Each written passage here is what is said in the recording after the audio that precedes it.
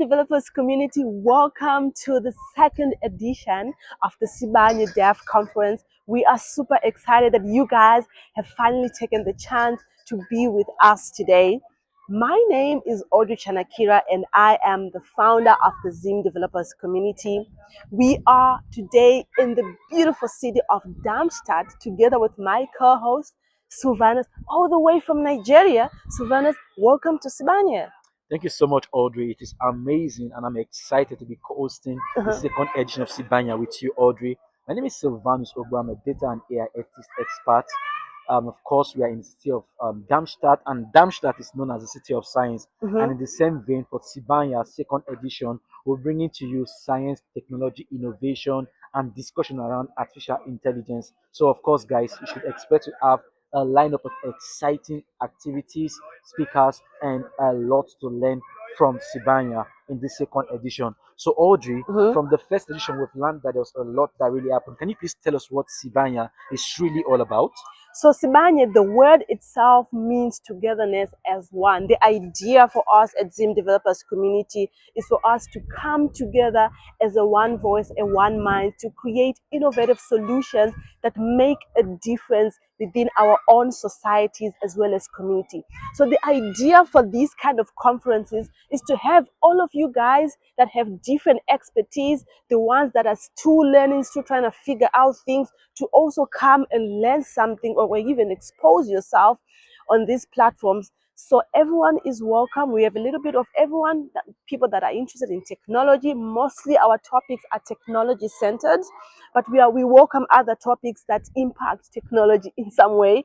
So that's why we have things like Sibanye. Thank you so much, Audrey. And guys, as Audrey has mentioned, but in this second edition of cohort, surprisingly, we are going beyond just being a Zim developer Yes. into being Africa. So we're looking at how innovation, technology, AI has impacted Africa at large. And there'll be a lineup of exciting speakers to bring us this topic alongside. Audrey, can you tell us Yes. what kind of speakers we should be expecting for the second edition? So as you said, Sylvanus, we have a lineup of speakers from across Africa. We have speakers from East, West, as well as Southern Africa that have various topics. We have speakers that are speaking about green technology.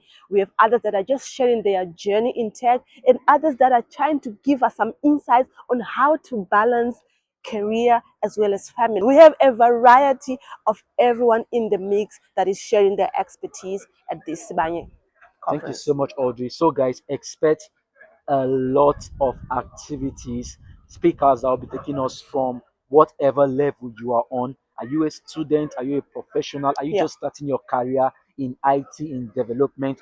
This is a place for you to be. We'll be expecting speakers that are talking about how IT and AI is disrupting families, people that are talking about data and AI for good, data for social development. There'll be a lot of technology on green technology and all you can ever expect. So just stay tuned with us and stay along, pick up a lesson, stay along, learn something. And of course, if you want to really grow, this is the time for you to become a part of Sibanya for the transformation that will great ahead for Africa. So you're really welcome. So guys, Audrey, what should they expect?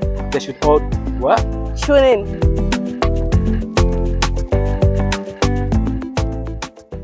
Hello everyone and welcome to Sibanye Dev Conference 2025 edition. I'm really honored to be here and I'm really honored to be speaking to you guys today, where I'll be sharing some of the industry insights and how we navigate the tech industry. As for the background, my name is Prosper Tenaro. I'm a DevOps engineer and a co-founder of ShiftTech, which is a software development agency. And also I run a YouTube channel, which then I believe makes me a content creator. I also happen to be a husband to a beautiful wife and a father to a beautiful daughter, which these two guys, they always support me and, they always motivate me in everything that I do. So as you have heard from the background itself, it means I have a lot that is happening. I'm trying to keep my day job. I'm also trying to make sure that my family is happy. At the same time, my startup that we have just started is also moving in the right direction. And a lot of people have been asking me, how do you do it? How do you balance these three things? Because all these things, they require they require time, they require attention, and you can't say I'm going only to focus on this side and neglecting the others, which is what I'm going to be talking to you guys today. And I hope we all get some insights, we all learn, and and enjoy the conference. So without wasting much of your time, let's get into it. So for the past years, we have seen that a lot of people are doing a lot at the same time. They are trying to balance the economy. Life itself is not going as planned or as we were taught in school. So we are now trying to do a lot of things just to make sure we survive, just to make sure that we are part of that 1% bracket of the people that would have been said, these guys, they've made it, right? And with doing that, sometimes it's very difficult because you want to balance, like I said, you want to balance your day job, you want to make sure you give it your all. At the same time, you want to make sure that your family is happy, everything is catered for. You enjoy all those late nights with them, the outings and stuff, attending weddings for your cousins and stuff. And you also have this passion, or you also have this side business that you're trying to run, right? So I would like to call it, or to call this talk, a balancing act, because we are juggling a lot, right?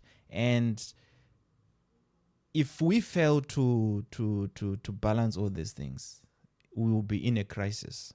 A lot of things will be breaking left, right, and center, right? So let's just start by looking at an average person. He's 24 hours, right? You find that you have a day job, so this means that you're going to spend 8 hours at that day job. You also have to spend, let's say, for instance, 7 hours of sleep, hopefully, if you manage to get that. Then you have 2 hours of just commuting. If you are like us, some of us, where we commute every day, we don't work remotely and so forth. So you have 2 hours that you spend in commuting in traffic, right?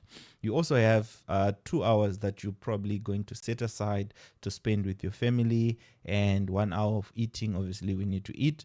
Then also you have 1 hour where it's your me time, my me time, where I'm just on my phone, I'm scrolling through social media, we all do, and so forth, right? Then you have 3 hours left. So these 3 hours left, this is probably, you will use it either to run your day, your side hustle, or to go to the gym, go out on weekends with the guys or with the boys and stuff. So you find that if we multiply this by 7, that's our week, a month, a year, and so forth.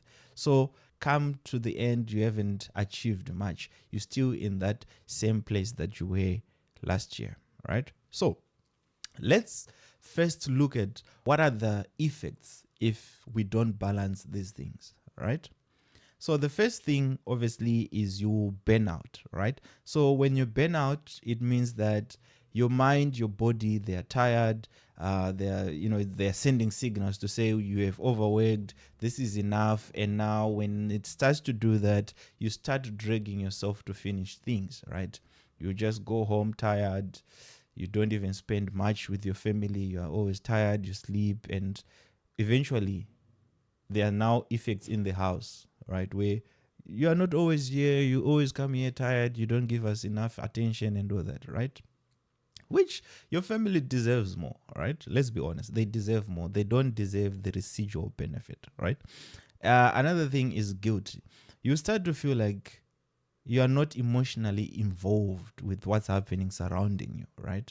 And once you start doing that, obviously, your mind will tell you, okay, you're spending too much time developing, or you're spending too much time with your day job, or you're spending too much time on your side hustle. So you need to stop, right? And once you give in to that guilt, right, eventually another part of your life is in chaos, right? Is no longer balanced. And another thing is stagnation. So you find that with guilt and burnout, you find that all those side projects or all those side hustles that you're trying to do, nothing is moving. Come month end, come year end, you haven't achieved anything, right? So we always want to try to avoid these things. There are quite a lot, but these are just a few that I've just picked. But there are so many where they will affect us if we don't use our time properly, if we don't plan properly, if we don't have a balanced act. All right. So we need to avoid all these things. So before we get into the frameworks and strategies, we need to understand why, right? Why do we, at this point, why is it now all of a sudden, this generation, it's no longer enough just to have your day job and have your family, live happily, no complaints, no what? Why is it we're always chasing for more, right? So these things, they are probably internal and external, right? So for your external factors, you have the economy itself. Things are changing in the economy. There's too high inflation, things, prices and stuff. The money that you're getting is not enough, right? So now you need somewhere or something extra to to come in and supplement your salary, right? Then internally you need to grow. This field or this industry that we're in, we need to always grow. We need to always improve ourselves and stuff. So you find that you have that hunger to say, okay, I need to master this new skill, I need to get into this and all that, right? So with all this, that will lead to probably, we need to narrow it down again to like have just three. So I've come up with just three whys or three reasons why we probably need to have side hustles. We need to work, we need to maintain the family. So the first thing is freedom, which is financial freedom. We all want to live a happy life where I can afford whatever that I need at whatever time that I need, right? I don't have to wait for month end to get a check, which is not even enough, right? To say now I need to plan for a holiday and stuff. So, or I need to buy this, I need to invest in that.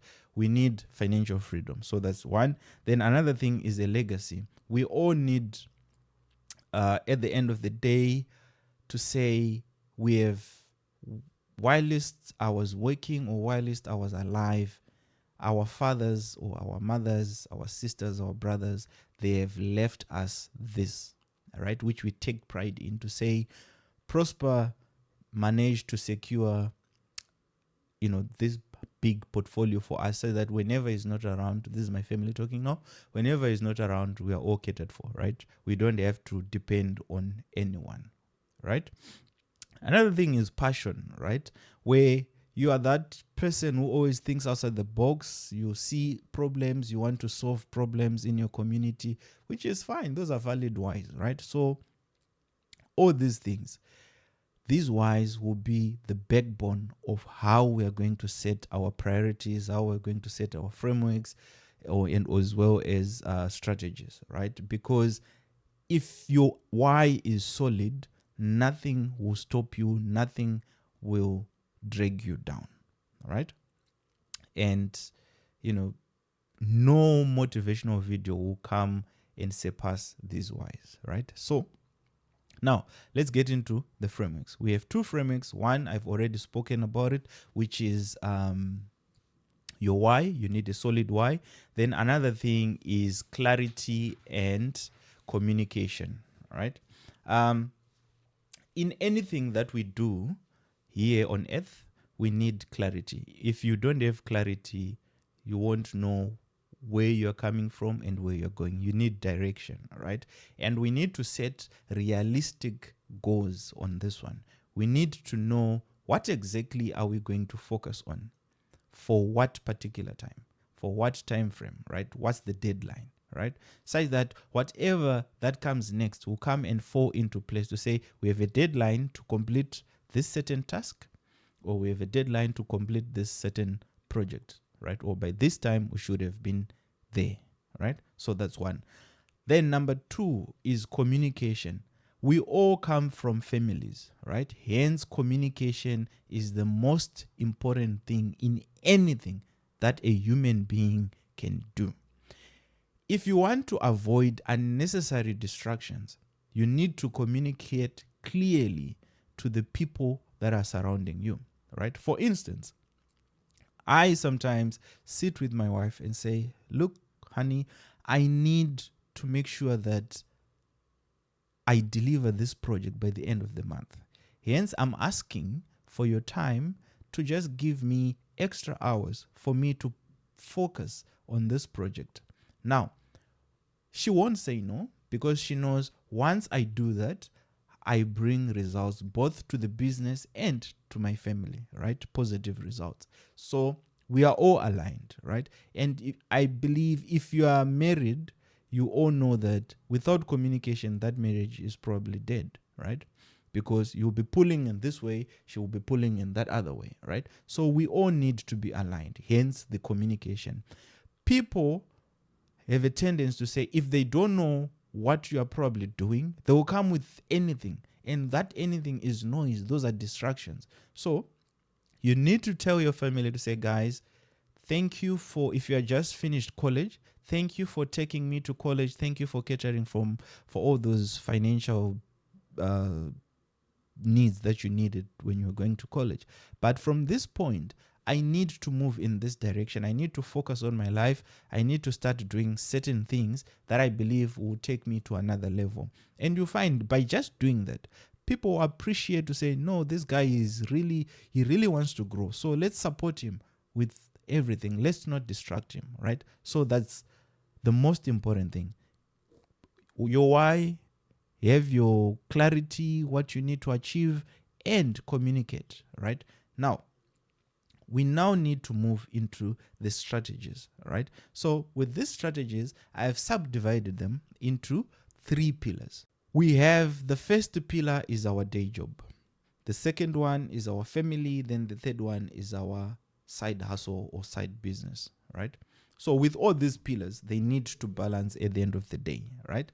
So let's start with the day job. So we all know your day job obviously is the one which pays your bills. At the same time, it's your stepping stone, right, to get somewhere. Remember, your day job only will not make you wealthy. At the same time, it will not make you rich. It's just a stepping stone to get somewhere, right? So with your day job, if you don't produce quality at wherever you work, obviously they're going to fire you. If you also don't communicate certain things, they are going to fire you.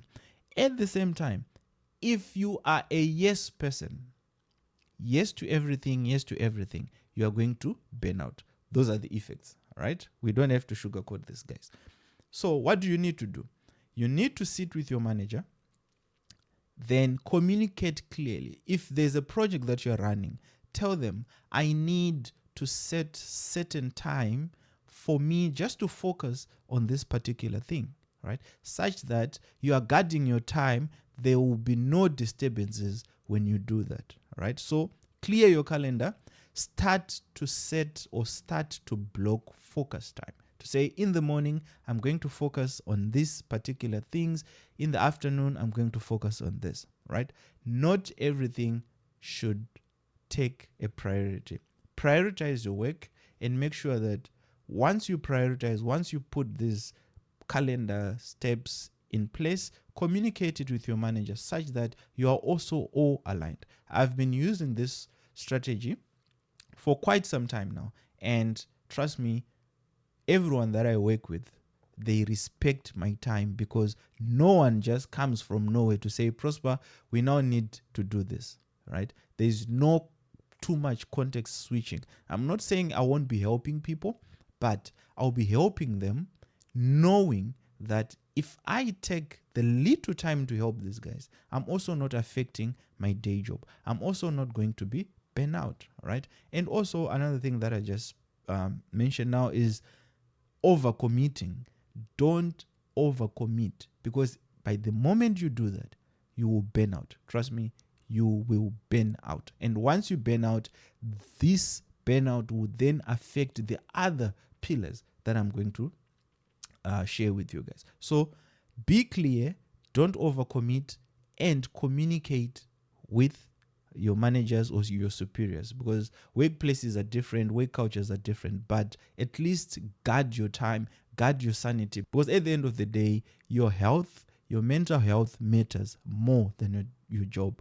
You need to go home where you're supposed to be happy, you're supposed to be available, and you need to provide for the family. Your company can just let you go just like that, but your family won't do that, right? So you need to guard your time, right?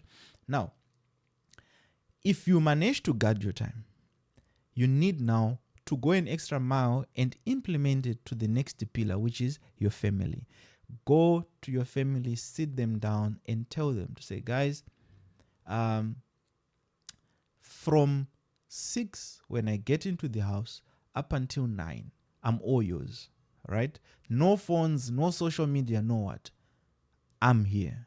Don't be just there physically. You need to be there emotionally, right? Be there for your family. If it means you need to help your wife with the dishes or with cooking or playing with the kid, do that.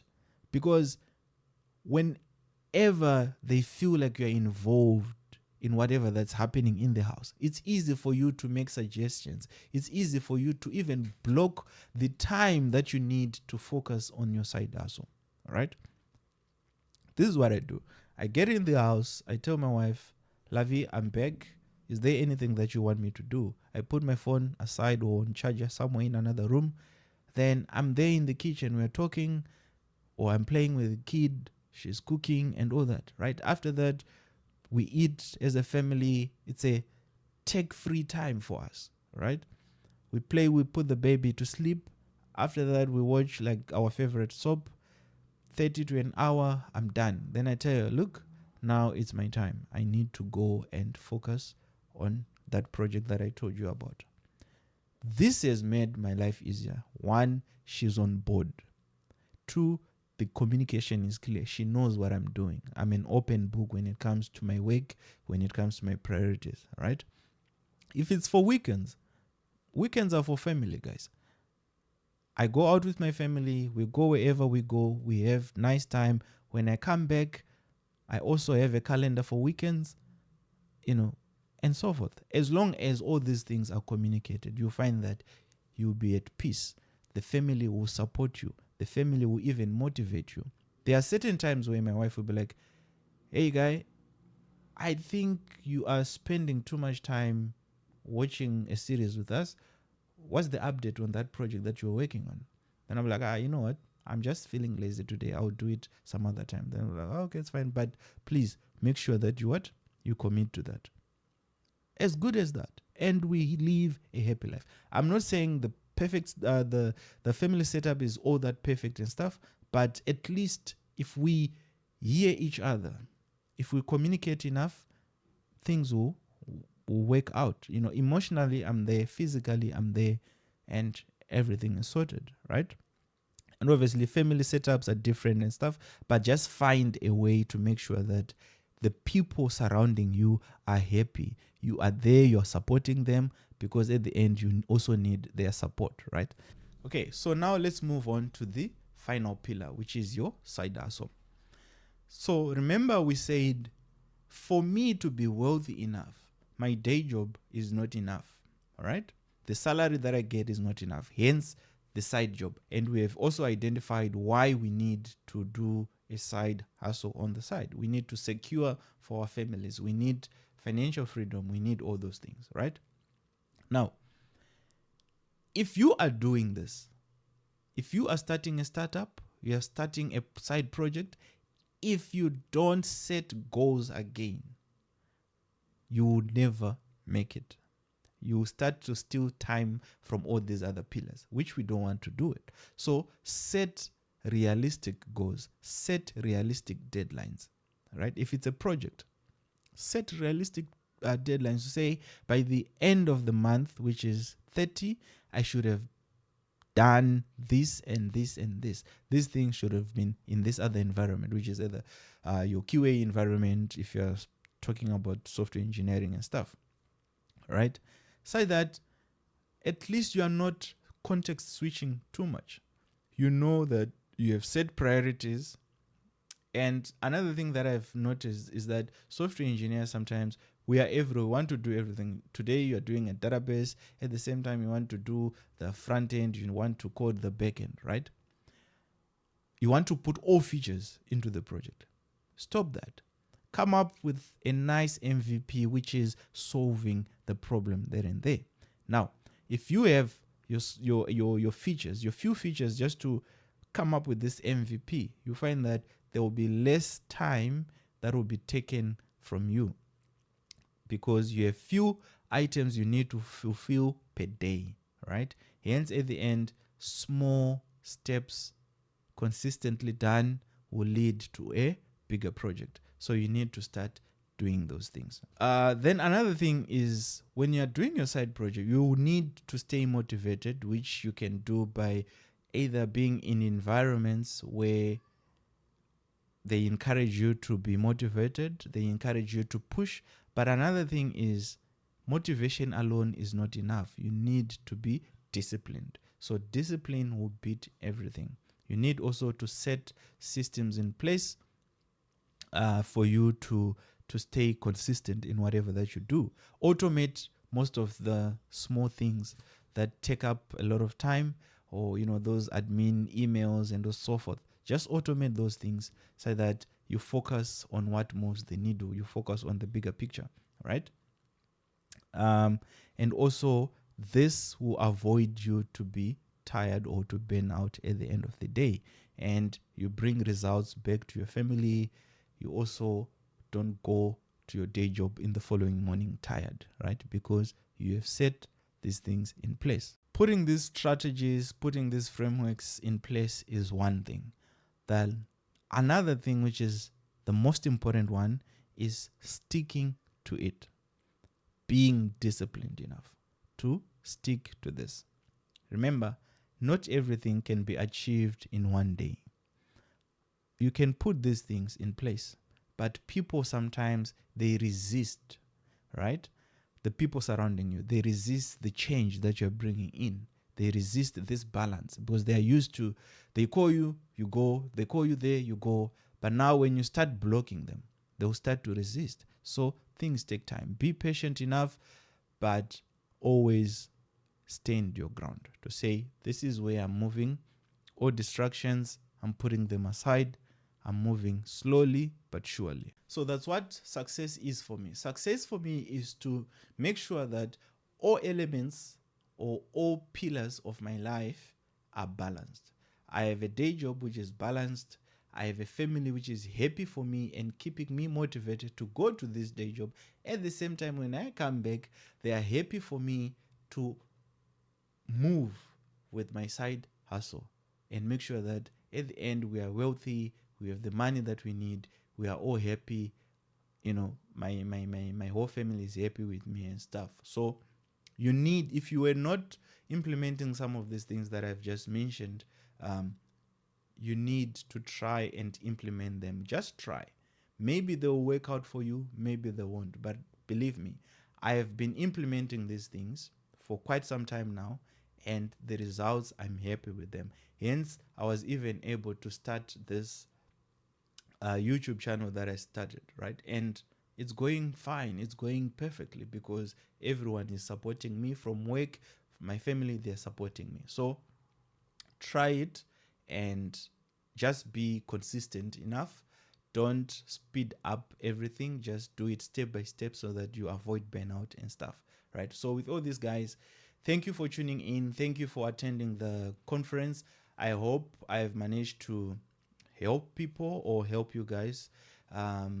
Please go out there, continue building, continue, enjoying life, continue trying to make this balance, and stay tuned for other speakers that are going to be coming on stage, sharing also their insights from different aspects of tech industry itself. See you and enjoy the rest of the conference.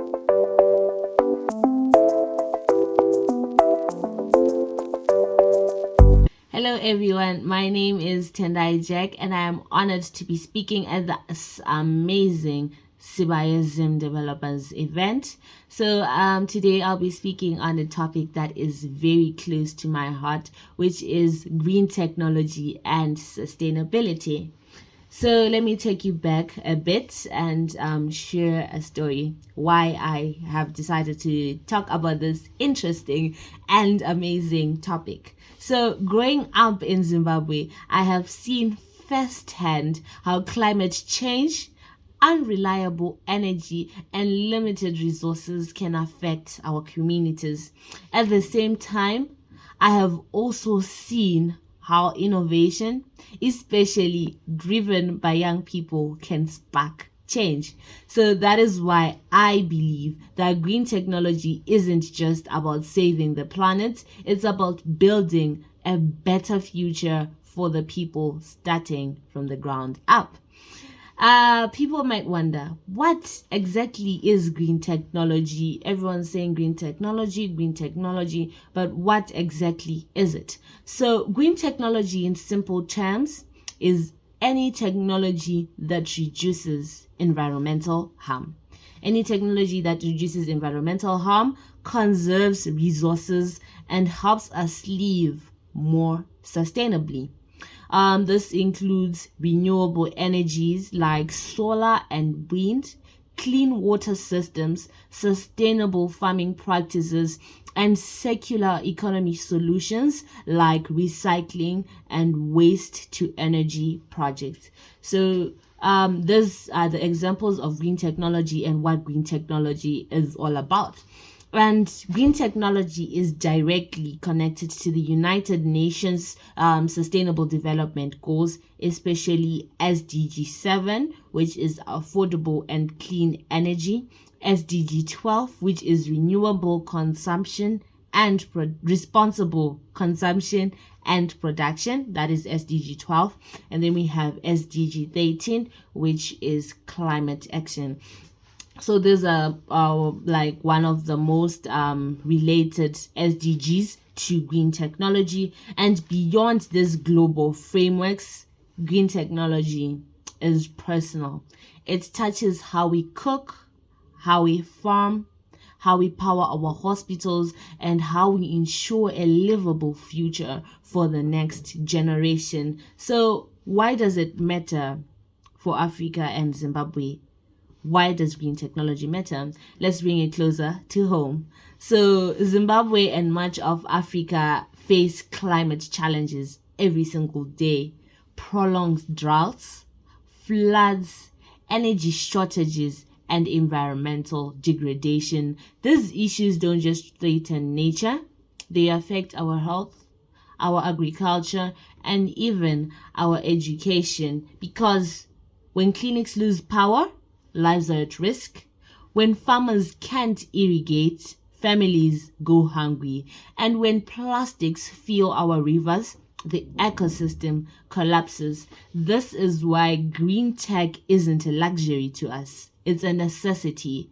And it's necessary for every community to adopt green technology. It's about resilience, survival, and creating opportunities where there was none before. So people might wonder, okay, you've been explaining about green technology, but yes, I've had the definition, but I want some examples, and examples help us to understand more. So let me share a few powerful examples.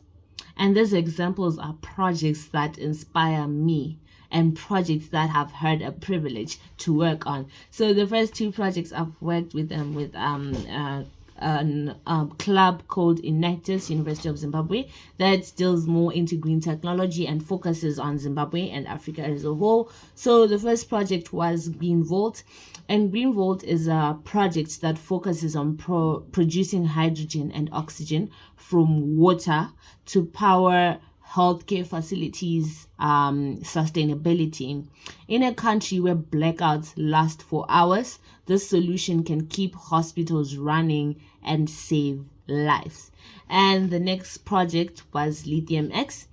And Lithium X is a battery recycling initiative. It explores how we can recover and reuse lithium from old batteries to support clean energy transitions and reduce e-waste. And then another project that I would like to state is also biolumina.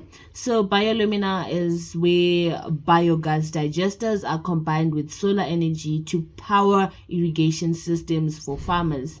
This not only reduces dependency on fossil fuels, but it also ensures food security while protecting the wetlands. And this is not only about Zimbabwe. Zimbabwe is not the only country that is focusing on green tech. Green tech is everywhere around Africa. And we can see some brilliant examples like M-Copper in Kenya, which is bringing solar power to off-grid households. And we can also see Hello Tractor in Nigeria, which is connecting farmers with affordable mechanizations through an Uber for tractor model. So those are stories that remind us that innovation doesn't only come from global corporations. It comes from the youth. It comes from our communities, from the people who see problems and dare to solve them. So anyone can see a problem and can solve them, but the question is, do you dare? So I believe that we all can solve these problems we are facing. We all have brilliant ideas and we all can tap into this green tech space. But there are barriers. Every space has barriers and opportunities. And of course, green tech isn't without its challenges. So some of the biggest barriers are lack of funding for youth-led solutions. Youth might have very brilliant solutions in the green tech space, but without funding, these die off as ideas and can never be implemented.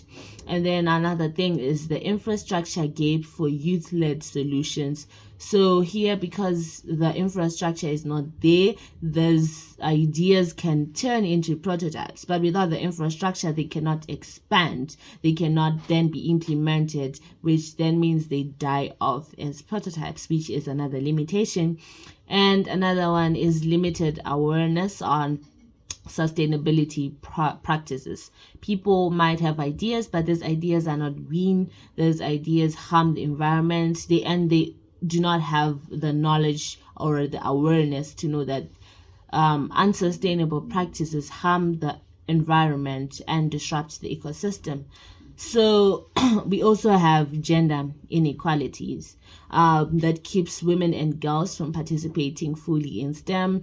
As you know, this may arise from the societal norms where boys do certain things and girls do certain things, and this can discourage girls from participating fully in STEM projects which involves green technology, which is another barrier because these people might hold brilliant ideas that can help us transform and innovate more around the green technology practices in our nations. So within those challenges, there are opportunities. Within every challenge lies opportunities, and people might wonder, what are those opportunities that you're talking about? So the government can create better policies that actually support green technology, practices that restrict industries from doing environmental harm, practices that fund industries that are harming the environment and are not causing more of global warming that then leads to climate change that then affects our state, affects our world, and affects our homes. Another thing is investors can back young innovators. So here investors can actually see what people are thinking, young youth are thinking, and then they back them up with funding, with opportunities to then expand their ideas from ideation to prototype until they are implemented in the real world. And lastly, my favorite part, organizations like Sibanye Developers can provide platforms like this one to amplify solutions. So those platforms not only open our eyes and only eye openers to see what is going around the world, to see new ideas, but those are also platforms where people can interact, people can share ideas, people can share their challenges, and they can see how they can tackle these things around. And these are really great platforms in green technology. And as I mentioned before about the role of women and youth in green technology, what their ideas can be, and of youth and women. So I'm a person who is passionate about seeing young people, especially women, in this space. And throughout my work with Tech Life International, I've seen how empowering girls in tech is not only an opener for careers, but it also strengthens climate resilience.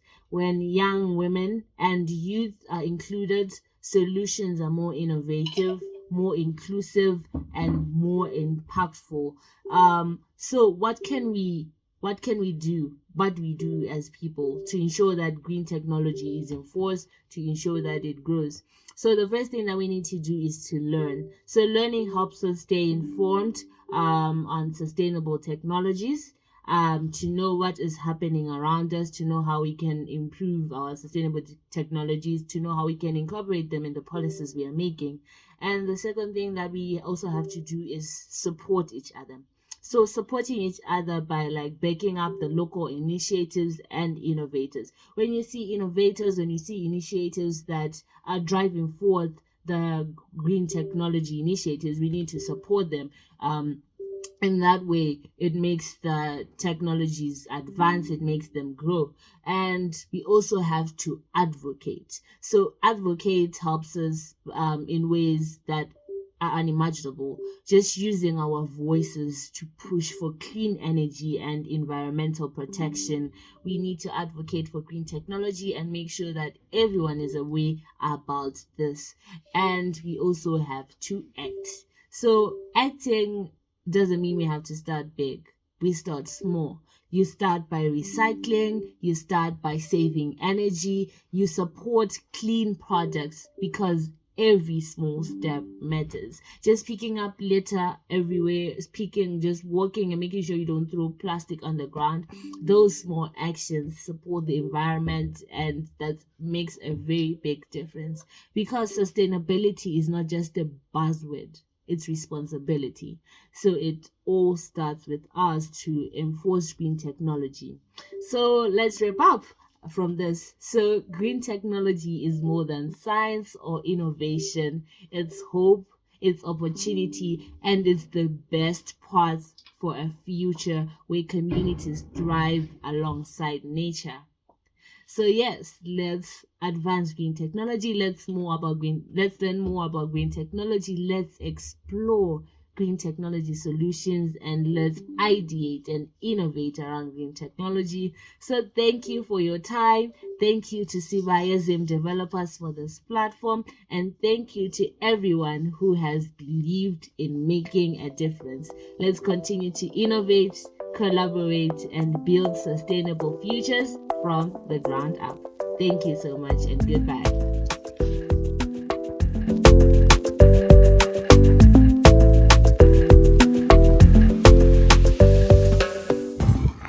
Good day, everyone. My name is Faith Kaunajijamira, and my topic will be on artificial intelligence and the rise of intelligent machines.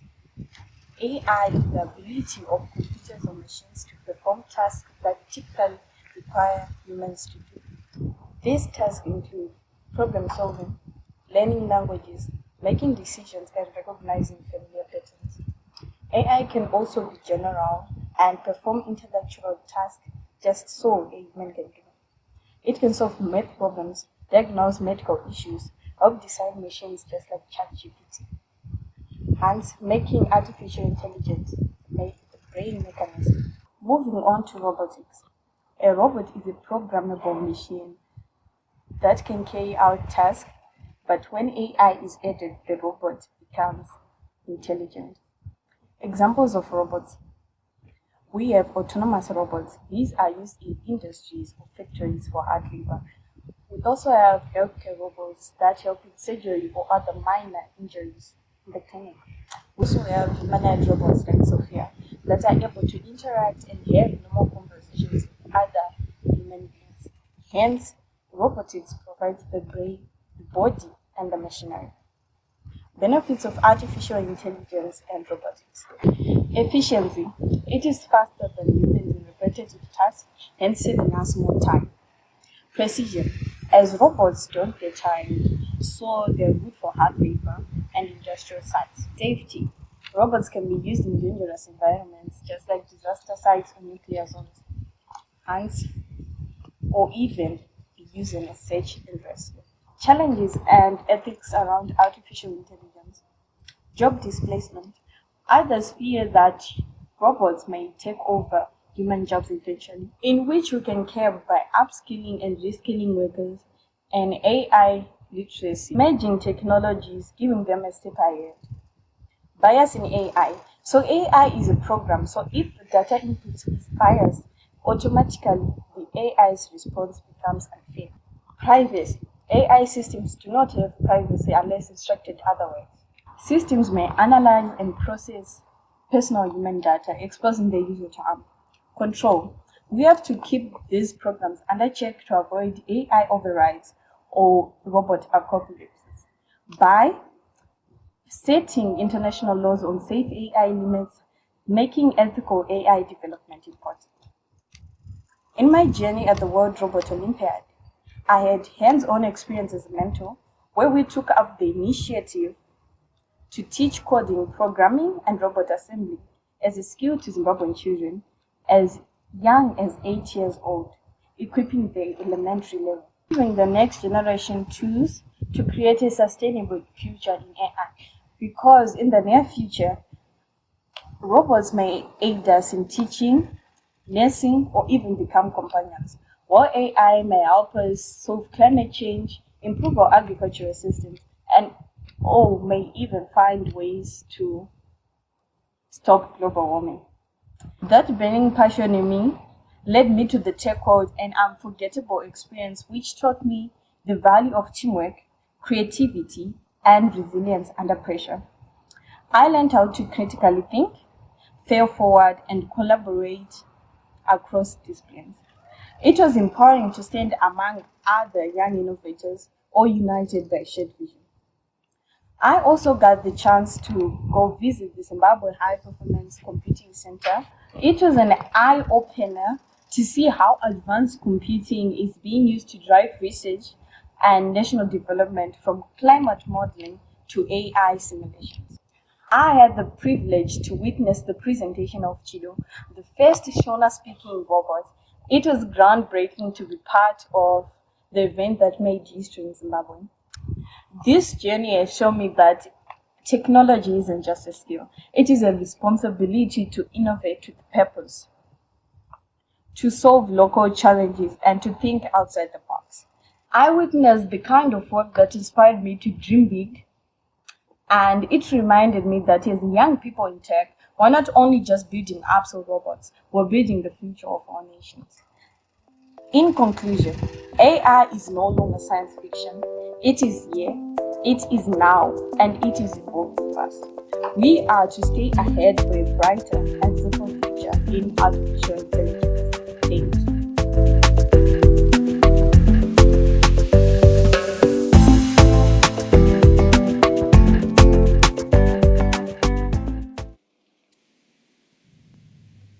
Hello, good morning, good afternoon, everyone. My name is Valentine Musunde. I am honored to be here with some brilliant minds and voices on this panel. And thanks for being here. Today, I want to talk about finishing what you start. I will not focus on what to do, but rather on why we often don't do it. Every developer has an unfinished side project sitting in their GitHub. Every designer has mockups that never left Figma. Every startup founder has a pitch deck that is served as the final version PPT, but that never got sent. We've all been there. I've done that. It's normal. Let me ask you this. How many of those hackathon apps actually make it to the App Store? Or how many of those pitch decks result in a signed term sheet? Or how many Figma designs become real products that users can touch? Not as many as they should. Why? It's because we say, I'll launch after I add one more feature.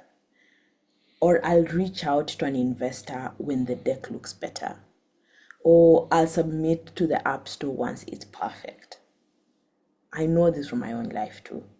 I have had half-written proposals, unfinished projects, courses that never saw the light of day. If we only executed on what we already know and have built, most of us would be much further along. That gap that exists between what we know and what we actually do is what I call the execution gap. And that's what I want us to close today. So I'm going to share 3 lessons that from my own experience and interactions will make the most difference. The first lesson is called the knowing doing gap. So I learned this from one of my favorite teachers. And how does a knowing doing gap look like? We know how to build MVPs, but we don't launch them. Or we know agile principles, but we skip retrospectives. Or we know the phrase done is better than perfect, but we still chase perfect. You see, behavior does not follow knowledge. Behavior follows patterns. So let me give you some examples. We have a founder who has spent 6 months tweaking the fonts in their pitch deck, but never actually pitched. There's also a developer who's rebuilt the logging page 3 different times, but never shipped the MVP. And we have a designer who has created 200 mockups in Figma, but never tested with a single user. That's the knowing doing gap. So how do we close it? The first step is awareness. You have to spot your unproductive tasks. So these are things that feel like progress. You're busy. It feels like you're moving forward, but they really don't show or create any progress. So for example, instead of tweaking the logo for the 100th time, you should send the pitch deck. Or instead of endless refactoring, push the code live. Instead of making 20 versions of the same design, put it in front of users. An interesting exercise right now, think of one unfinished project you have. And think of one unproductive task you've done around it. So for me, I have multiple. I once had a project where I kept rewriting the business plan, convinced that it needed more data, more graphs, more research, more use cases. Meanwhile, I had not spoken to a single customer. I told myself I was improving it, but deep down, I was avoiding the scary part, which is actually sending it out. That was an unproductive task. What needed to be done was very clear. Send the proposal. And when I finally did send it, the response wasn't, wow, your business plan looks amazing. No. The response was, that sounds interesting. Set up some time next week and let's speak. So that's when I learned to act quickly. And I bet you've had your own versions of this. Maybe it was a feature you kept rewriting, a design you kept adjusting, or an idea that you kept researching but never tested. You remember that the progress came when you just did the next possible thing. And so that's our first lesson, awareness of your unproductive tasks. The second lesson is discipline regardless. So we have our second barrier here. Even when we know what needs to be done, we don't always feel like doing it. So this is where discipline comes in. I define this as the ability to act regardless of moods or excuses. So think about elite athletes. They don't train only when motivated. They train on rainy days, train on tired days, they train on days that no one is watching. And that's why they win medals. For our context, it's the same. The best developers don't just commit code when inspired. They commit consistently. The best founders don't just send investors updates when things are going well. They update regardless. It's that act of finishing that backlog when you'd rather chase a new shiny idea. True discipline is this: you do it anyway, especially when you don't feel like it. So the rule here is simple: pick one small action that you'll do every single day, no matter what. The most interesting part is that it doesn't always have to be something work related, but it has to be something you commit to do every day, whether you feel like it or not. So it can be one commit, one iteration, one outreach message. But it also can be personal. It can be a daily walk, reading 2 pages of a book, whatever it is. It just needs to be something that you commit to doing every single day, regardless how you feel like, regardless the mood you're in.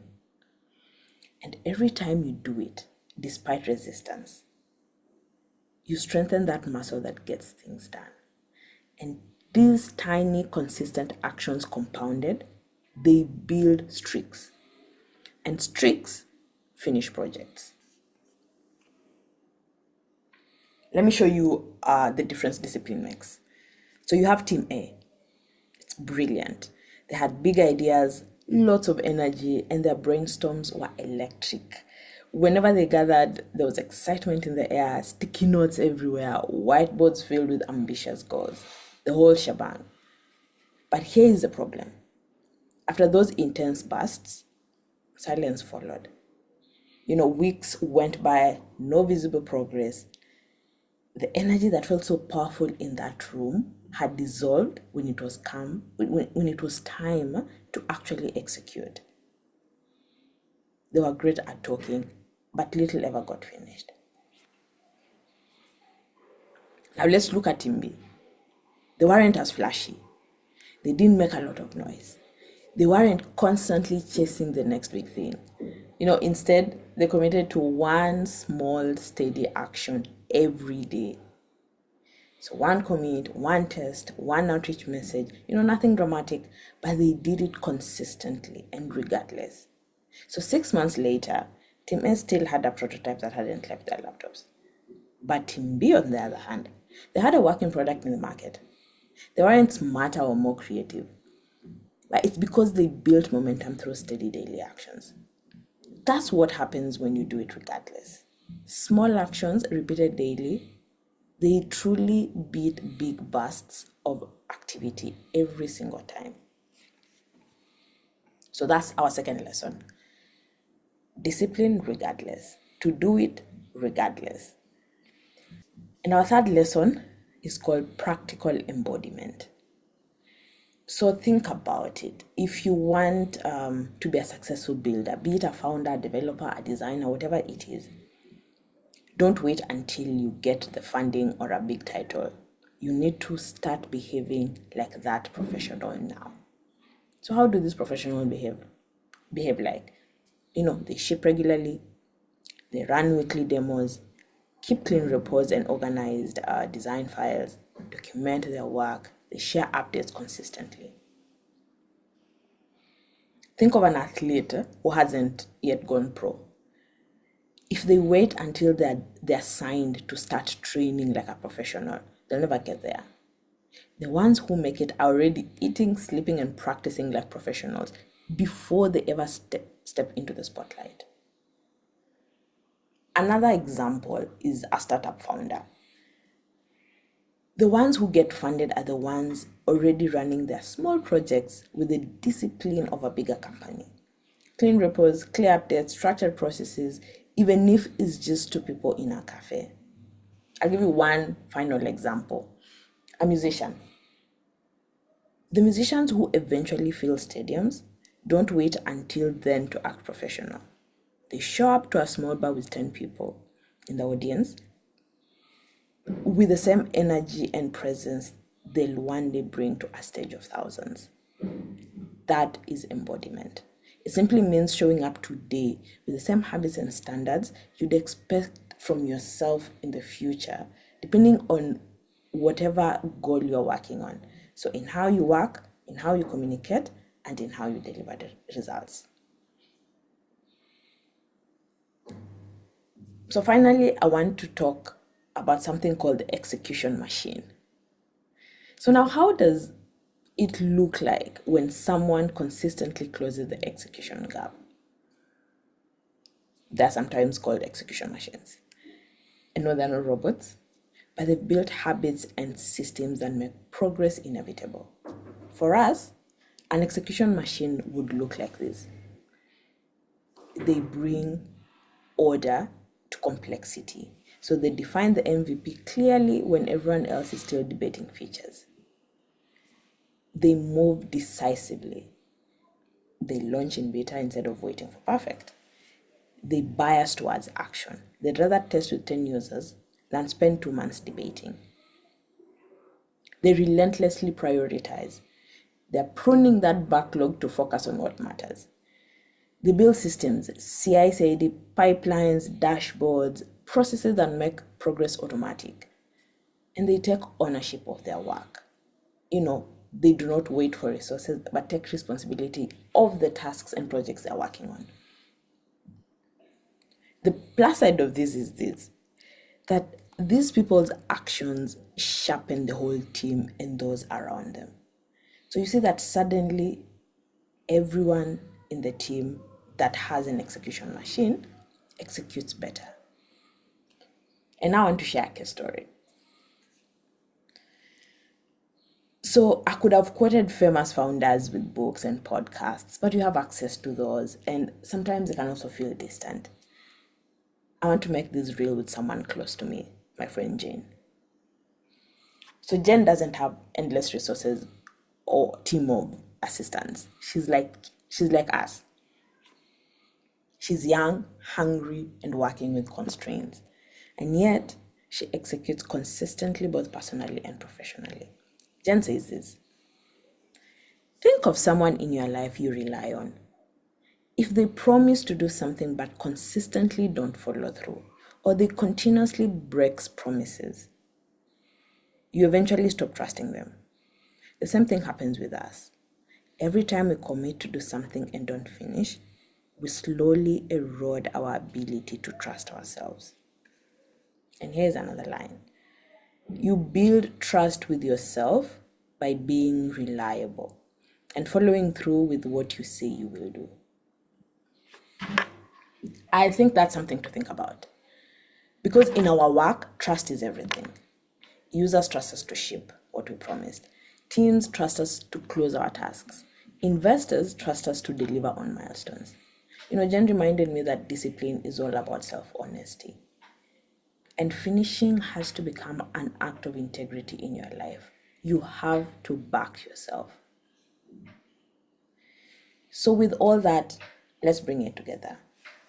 Here are the anchors to closing the execution gap. We want to be aware of our unproductive tasks.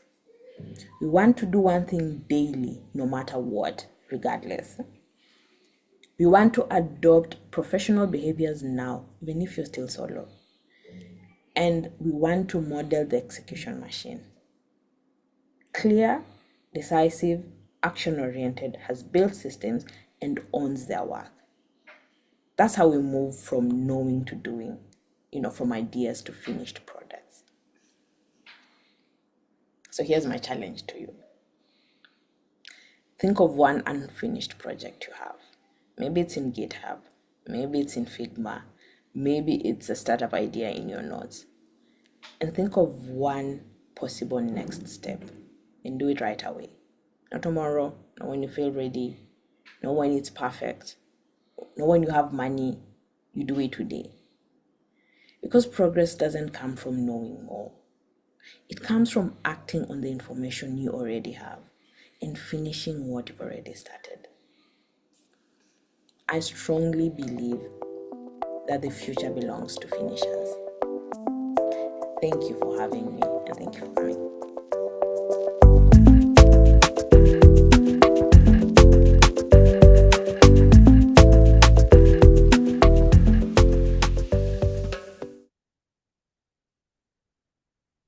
Hey, hello everybody. Welcome to today's presentation.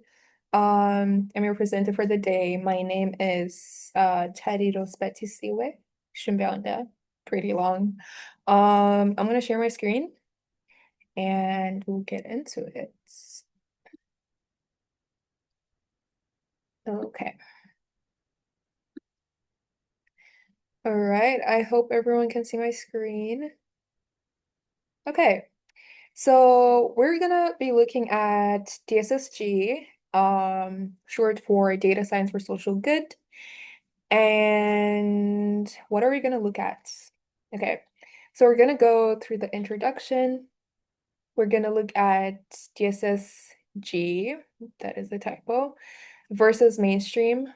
We're gonna look at, okay, so mainstream will be the other usage of data that is not for like a social impact. So I just decided to go with like mainstream data. We're gonna look at the benefits of DSSG, and we're gonna look at DSSG in the context of Zimbabwe, because at the end of the day, I think it's important that when you learn all these different tech skills, that we come back, bring our thoughts, our ideas, our technical skills, and see how we can apply them to our context in Zimbabwe. So that's what we're going to try to see in our presentation today. We also have DSSG and Ubuntu. And if you grew up in Zimbabwe and you went to like a Zimbabwean, high school, you would be familiar with, the guidance counseling classes that we had. And they always used to emphasize this like Ubuntu thing. And, it's something that I thought of when I was like preparing for the presentation. And I thought the principle of, Ubuntu applies to data science for social good. All right, so we're just gonna look at that as well. The Ubuntu values in practice. And then we're gonna look at um closer, we're gonna look at like one social impact that we have in Zimbabwe, and that being the mental health industry, mental health basically. And we're gonna look at the mental health solutions and how that applies with data science for social good. All right, so let's get started. It's 12:30. Okay, excuse my clock. All right, okay, so introduction, right? So as we know, we are in the 21st century, and over the past few years, we've been using a lot of data. We have different applications, that take our data from us. WhatsApp, all the social media platforms, Instagram, Facebook, whatever it is, our banking systems, these are, different things that take our data, store our data, right? And data has become one of the most valuable resources. Why? Because if we look at, for example, Instagram as a platform, um, the data they use, the data they take from us, they can use them to create targeted ads, So, when I think we've all gone through this where you are, you've been like searching maybe on Google or whatever, like, oh, like perfumes or whatever, and now like your Instagram is giving you all these like targeted ads and perfumes or shoes or like, different things you've just been searching, that's like how like our data is being used as like a valuable resource, you know. Um, yeah, we're paying for the apps with our data. Right. So with that, it influences decision making across different sectors, from finance to healthcare, education. They use this data to be able to make, data-driven decisions, which is key, which is important, right? We all love a good business. Um, we all love being able to make the right choices in our business, fair and fine. But what we want to see is also the other side, where we have this sort of like, you know, challenge between we have mainstream data, and then we have what we call data science for social good. And when we look at mainstream data science, it has always been focused on maximizing efficiency, profit, and consumer engagement. Hope you can see that on my screen where I'm reading from, and consumer engagement, right? But as you know, as there's this growing global movement for data science for social good, right? There is this push to have advanced methods, societal well-being, equity, and sustainable development. And when we're looking at data science for social good, it's not pushing for profit. It's not pushing for maximizing, efficiency and consumer engagement, but we're looking at how does the data we're using impact our society? How can we use this data to um, have a more sustainable development in our societies, right? So again, our main focus, our main context is going to be Africa, particularly Zimbabwe, because that's where I'm from. I'm sure most of the listeners would love to hear that as well. And just to see how data science for social good offers transformative potential by aligning technological innovation with local values and urgent development challenges, right? So we're gonna see how DSSG, tackles our local values, right? Okay, moving on. We want to see like a compare and contrast of data science for social good versus mainstream data science. What are the differences? What are the similarities that we have, right? So here we just have a visual representation, which I'll get into later. First, I want to compare a few things. Okay, I'll just compare maybe three aspects, two already on here, and I'll pick one from my notes. Okay, so we have social impact versus profits. What's the difference when it comes to DSSG and mainstream data? Okay, so when we're looking at DSSG, its main push is for the social impact. So that's where it's directly drives things like healthcare, education, poverty reduction. It's tackling those aspects, again, aspects that affect our day-to-day lives, that affect people in general, our society. But when you're looking at mainstream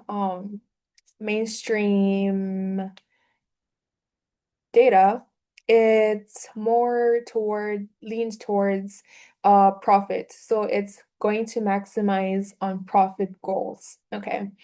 Uh, and one thing I just want to note is um okay, I think I'll mention it later. Okay.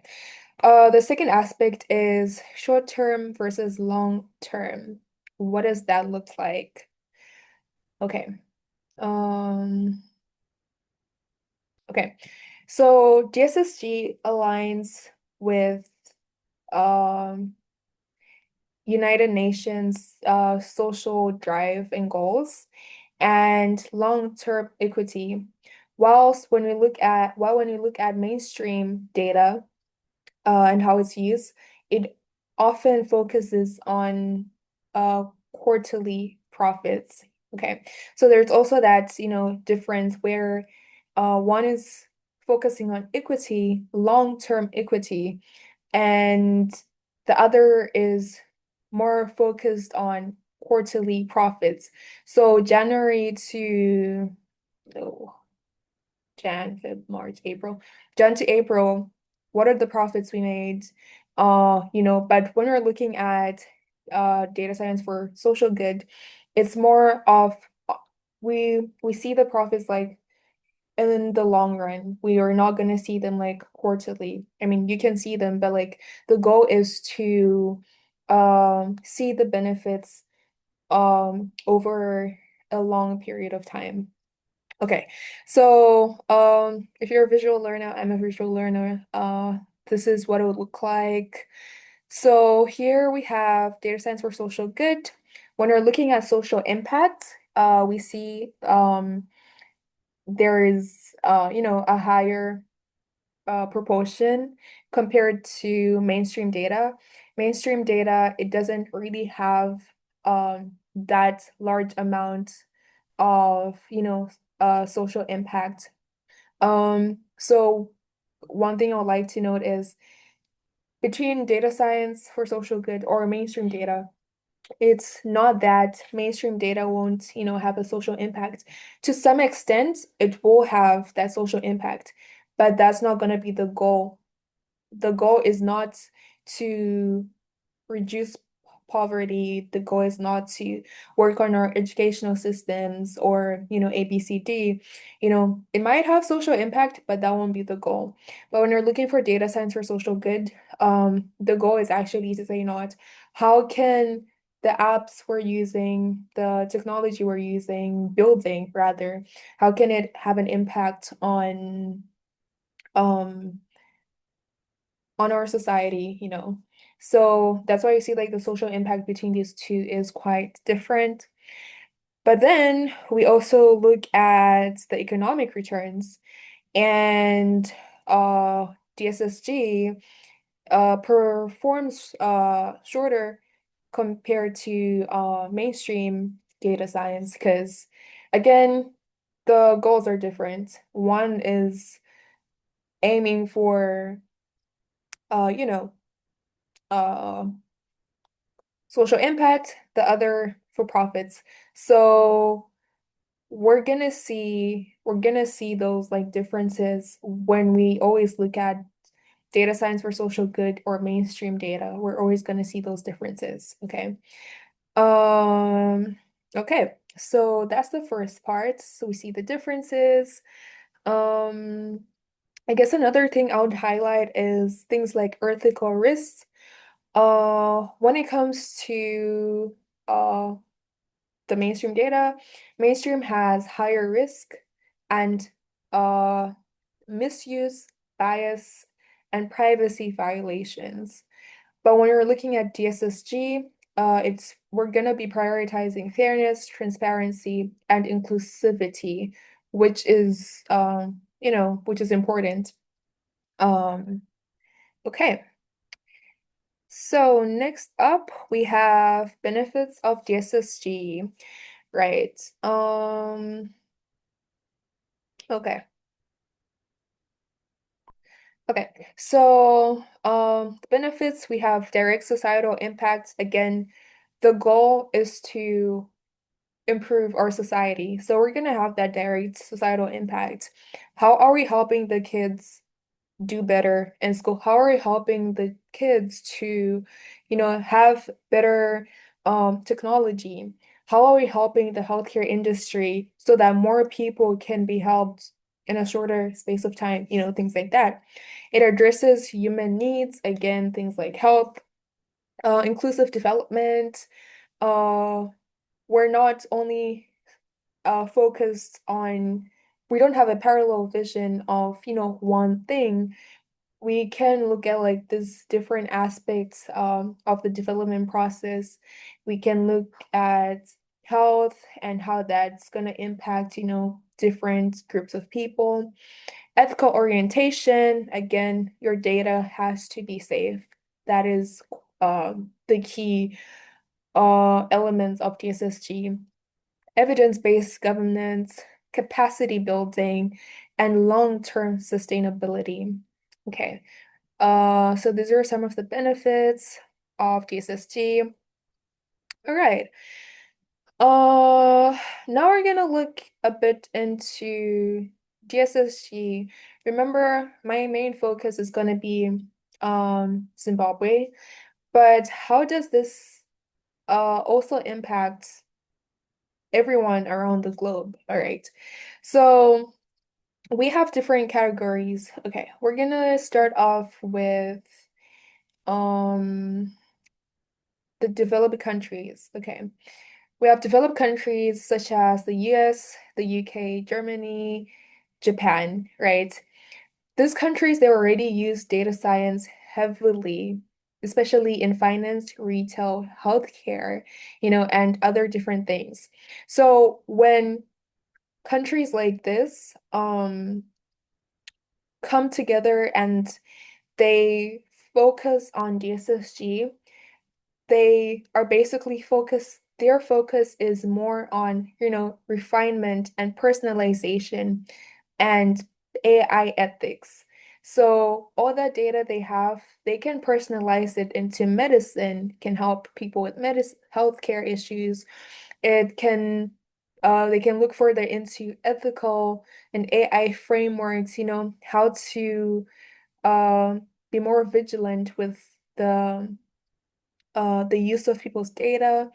And we can look at things as like sustainability and climate monitoring as well, because as you know, the more AI that's um the more AI that we're gonna start using over the next couple of years, they're gonna need to have a powerhouse, to power, those AI tools, models, whatever. And that's gonna have a long-term impact on our climate. So how are they going to uh take those things and make it more sustainable for the climate? Okay. We have um we have fragile or conflict affected states.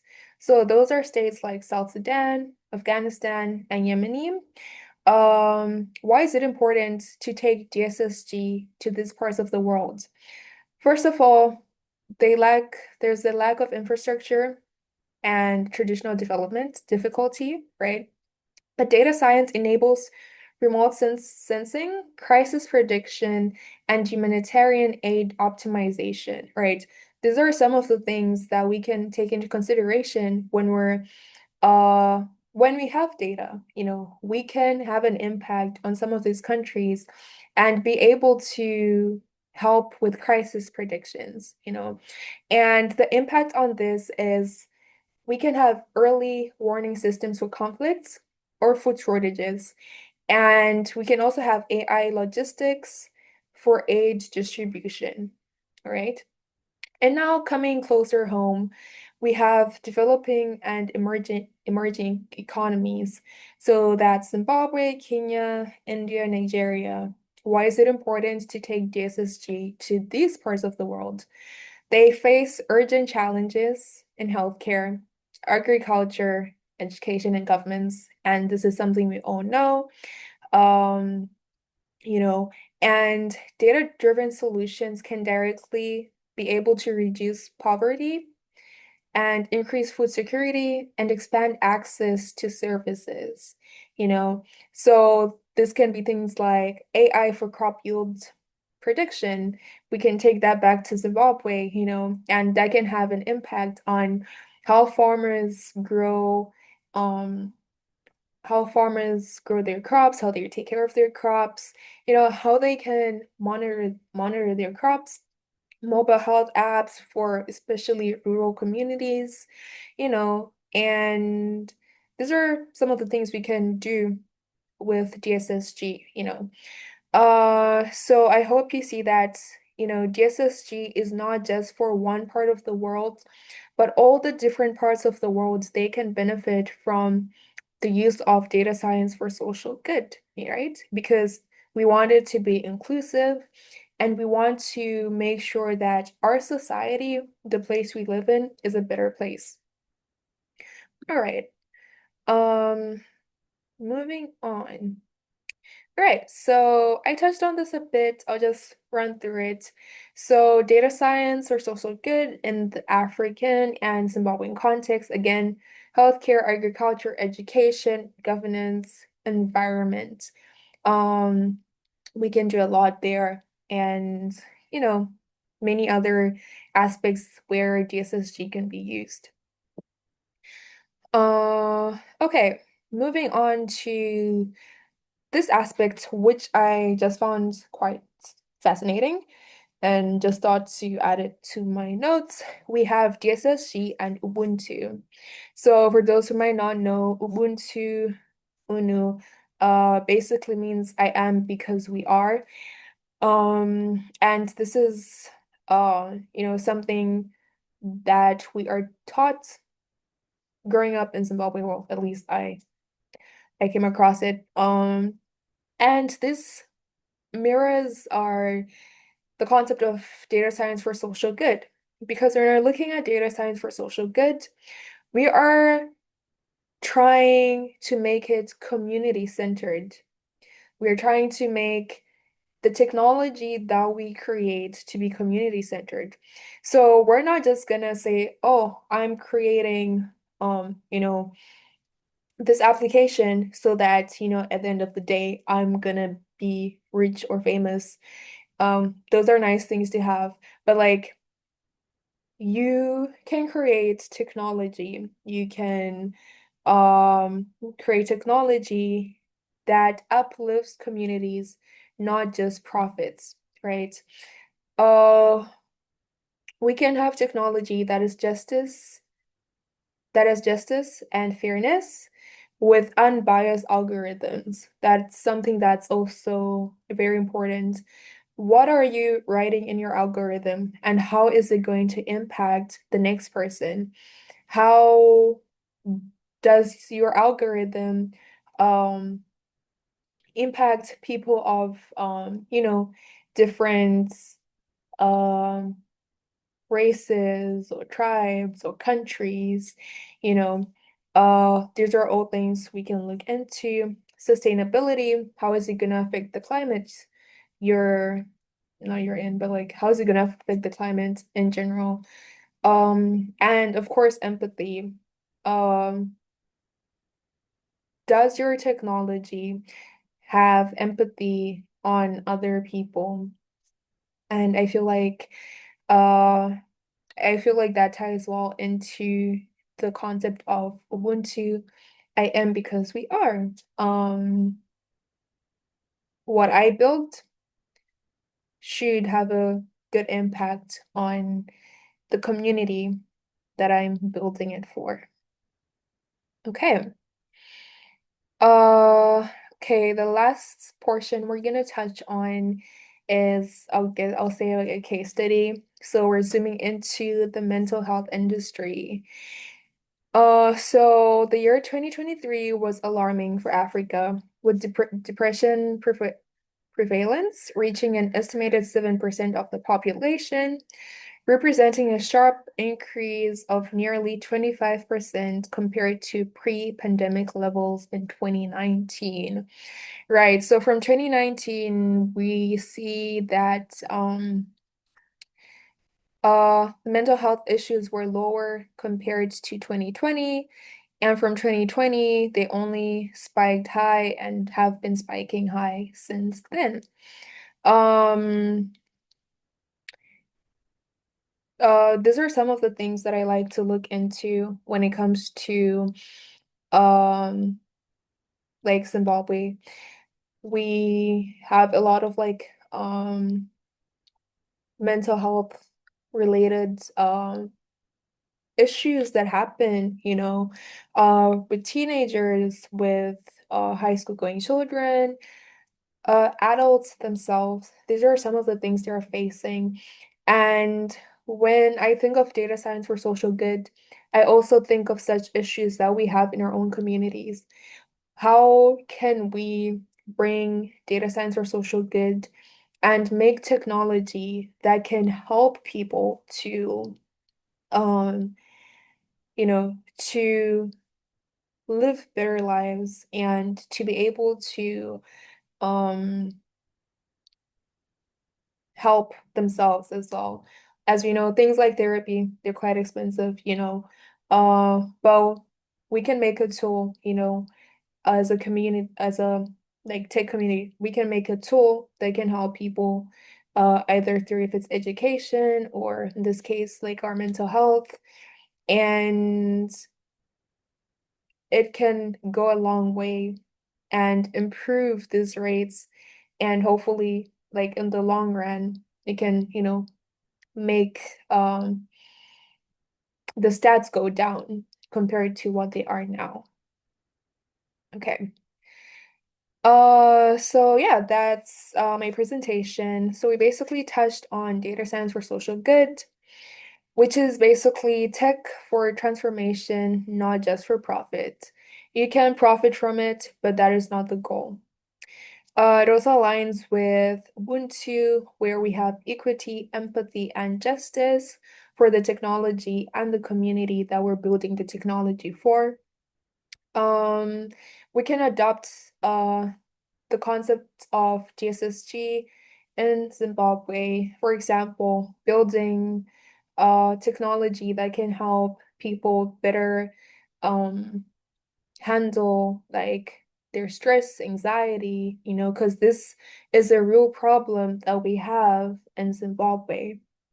You know, we have a lot of things where DSSG can be applied to farmers, farming, all those different aspects. And yeah, and our takeaway here is I am because we are. I just hope in whatever technology that you do build, even if your aim is not to have a social impact, I hope you do remember this principle, and also just thinking of the algorithm that you are creating, because there are a lot of applications out there that are biased towards, certain races, certain genders, and just ask yourself, sit down and say, is the algorithm I'm building going to have a positive or a negative impact on anyone who's different from me? All right, thank you. The resources are listed down below. And yeah, take care.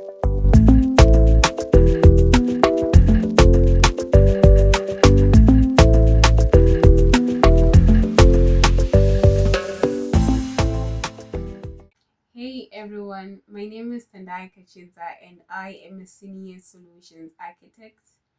And I'm also the founder of Quacker Labs, a digital freelancing company whereby we focus on building websites, applications, we do graphic designing, and also digital marketing. Professionally, my skill set range from data analysis and software engineering because I build solutions for companies in different industries. And I'm so excited today to be able to share with you my personal journey in tech and also the impact of local and global tech communities.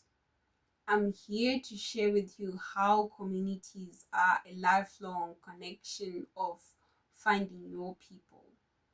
To be honest, what started off as a curiosity about free food and programming talks changed my trajectory on how I viewed tech communities. And the four core concepts I understood from communities is that there is knowledge sharing, mentorship networks, opportunity amplification to global exposure. They serve as bridges between academic learning and professional practice, creating spaces where knowledge flows freely and opportunities multiply.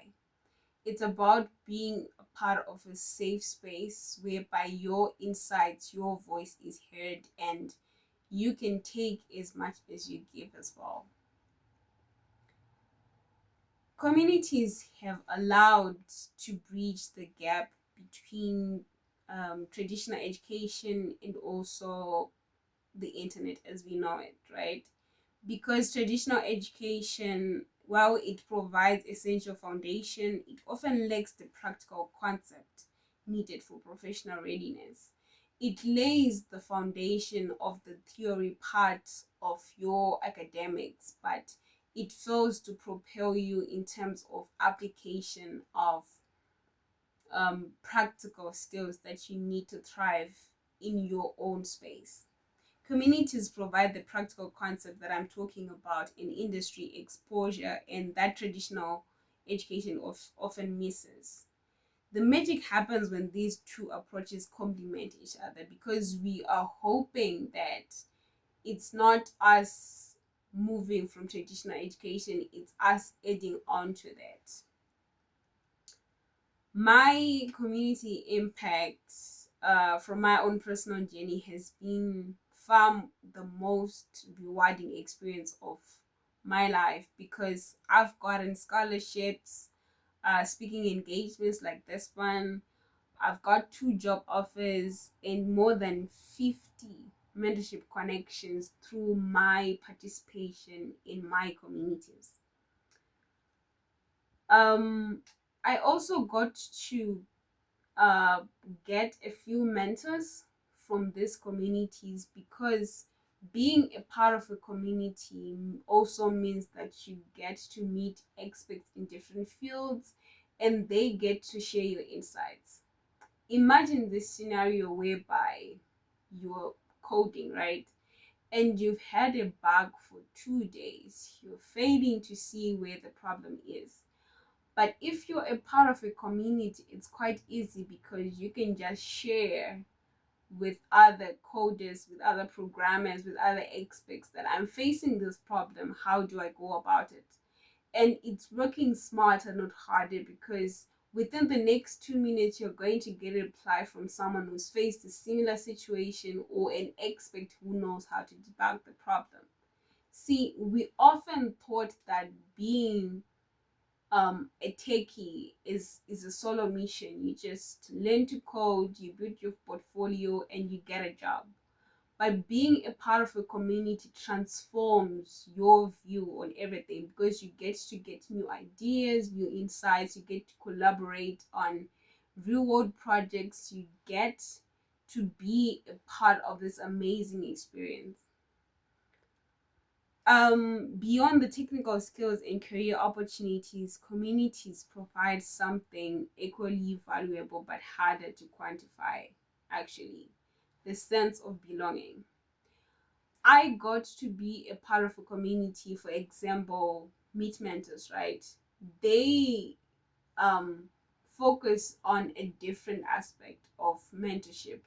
They focus on the personal side, on how to prepare you for the career. Because honestly, as a newcomer, navigating imposter syndrome, steep learning curves, rapidly changing technologies, it's a bit overwhelming. And as you get to see on LinkedIn your peers posting, I'm thrilled to announce, I'm thrilled to share, it becomes so groundbreaking in you that you feel like you're a step behind everyone else. But being a part of a community makes you understand that because you already have a career roadmap laid out in front of you, you are going to get there, because you're still on a journey to learn. Believe you me, I am still also on a journey. I haven't scratched the surface of where I want to get to. But I just hope that I get to share with you and make you see your academic and your professional in a different view. It sips from psychological safety, the shared struggles, the celebration of growth that you get to from being a part of these communities. I remember the relief I felt when a senior developer at a local meetup shared their story of being stuck on a CSS layout problem. I know, right? But it was just something that was so true, and you'd understand, because when I started programming from HTML and CSS, I used to struggle a bit.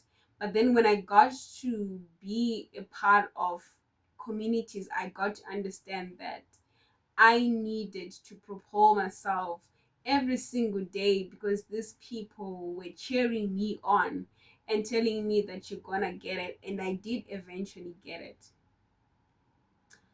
So I created a tech starter pack after experiencing the transformative power of community resources.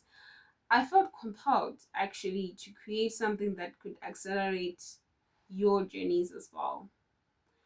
I compiled a bunch of learning platforms, certifications, different communities, developer tools, career resources. and also scholarship opportunities. Although I didn't get to list them all that exist because there are many, I just compiled a few that I used to get where I am. And I hope by me sharing this take startup back, you can also add more as you find them so that we also share with others. Ready to tap into the power of tech communities, I have created also a roadmap of how you can be able to get started, whether you're a complete beginner or looking to deepen your existing community connections. And trust you me, being a part of a community doesn't mean you have to be a part of six communities or eight. You could have maybe three or four maximum that actually change something in you. Maybe it could be one for personal development, one for mentorship, one for your coding, or one for maybe because we have different people in different spaces on this platform today. Just find the right community for you. If it's not the right community, it's not, because being a part of a community is not only about engaging as well, it's not only about networking, it's about the perks that come with being a part of a community, from certifications, from projects. You also need a community that makes sense. We should be able to rise together as we look toward the future of technology and developer education. Communities will play an increasingly crucial role in bridging gaps. To be honest, you need to take action today. You need to share your story. You need to build bridges. Remember, your next breakthrough is just one conversation away. The tech community is waiting for you to join us. If you have enjoyed this, I'm going to share this slide so that you can be able to read through it because I just summarized it. Thank you for joining us.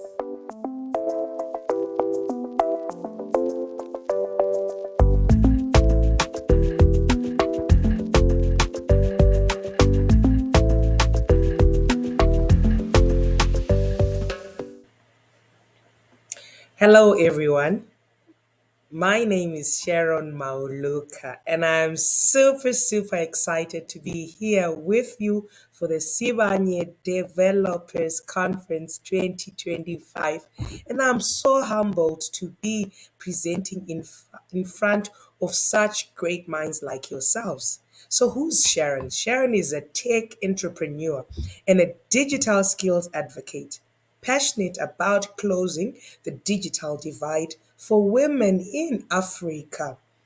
I am the founder and lead trainer at SW Solutions 25, and this is a dynamic digital and tech brand that empowers women, entrepreneurs, and small businesses through accessible training in digital literacy, graphic design, digital marketing, and AI fundamentals.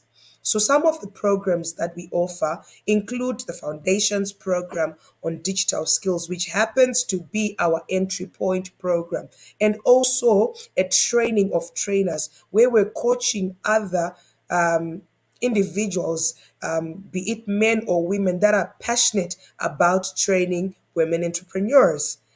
So we've actually managed to reach quite a number of women across Zimbabwe and beyond, helping them build digital confidence, visibility, and sustainable income streams.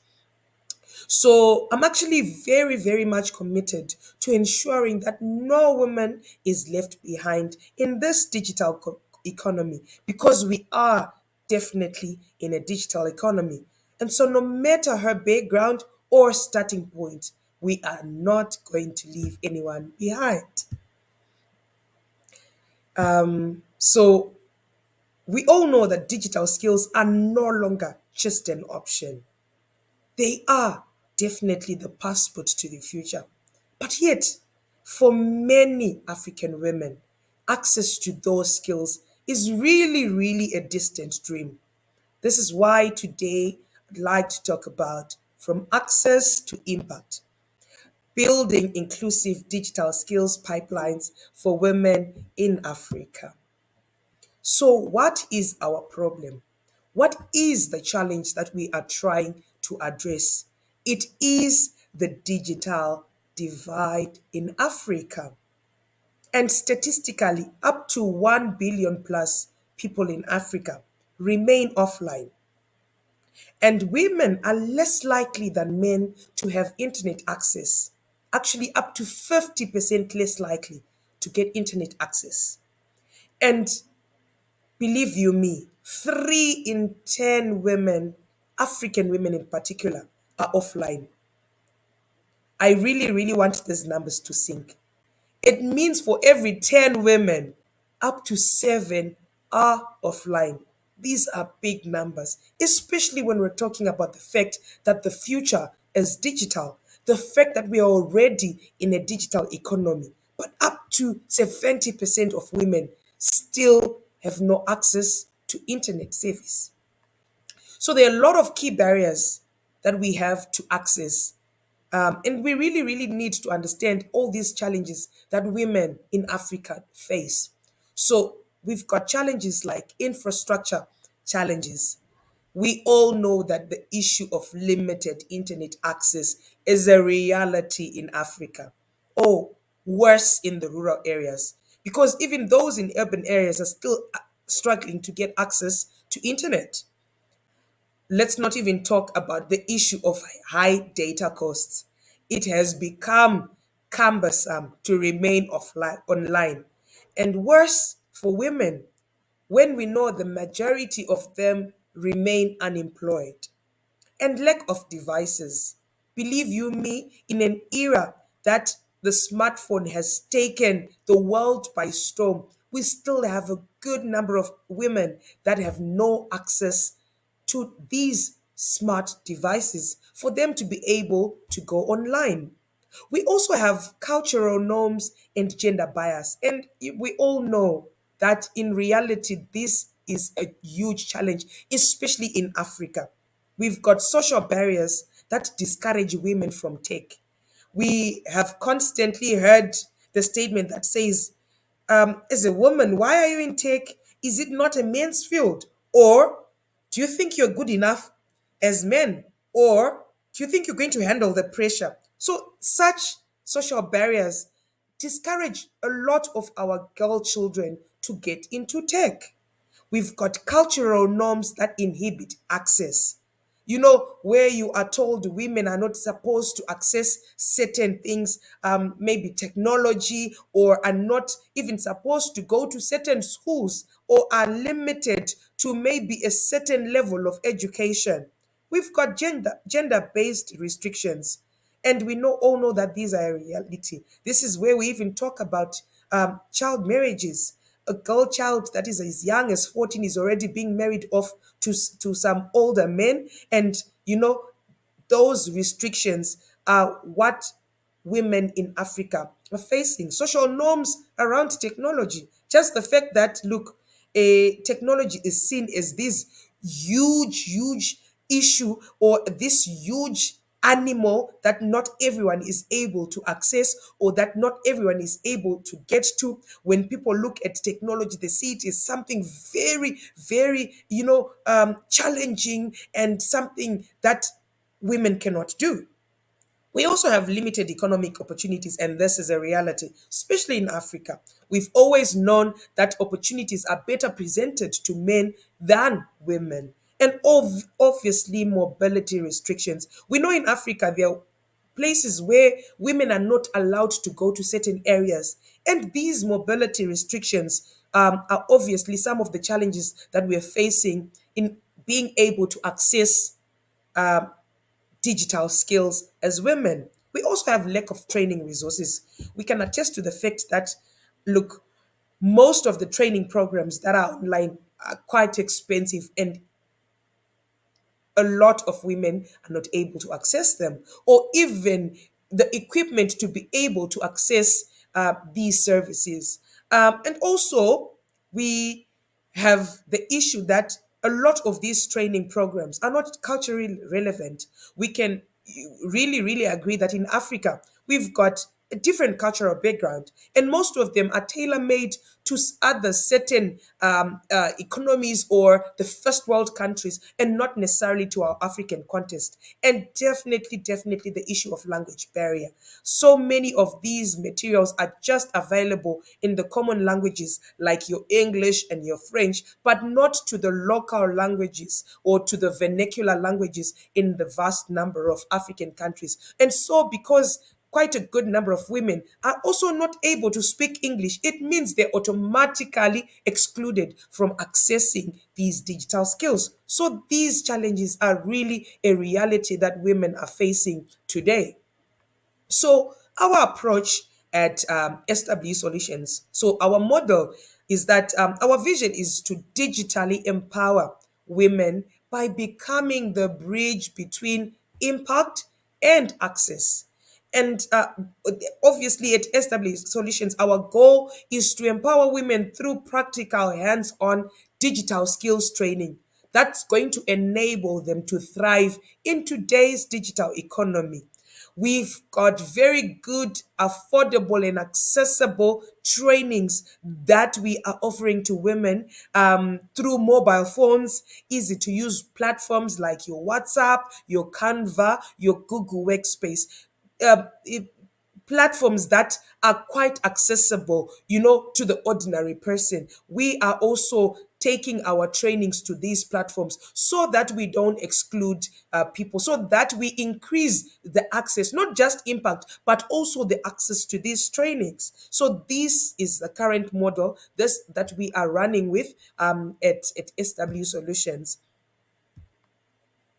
and our training model. So it's an innovative approach to digital education, and it's actually a mobile first approach.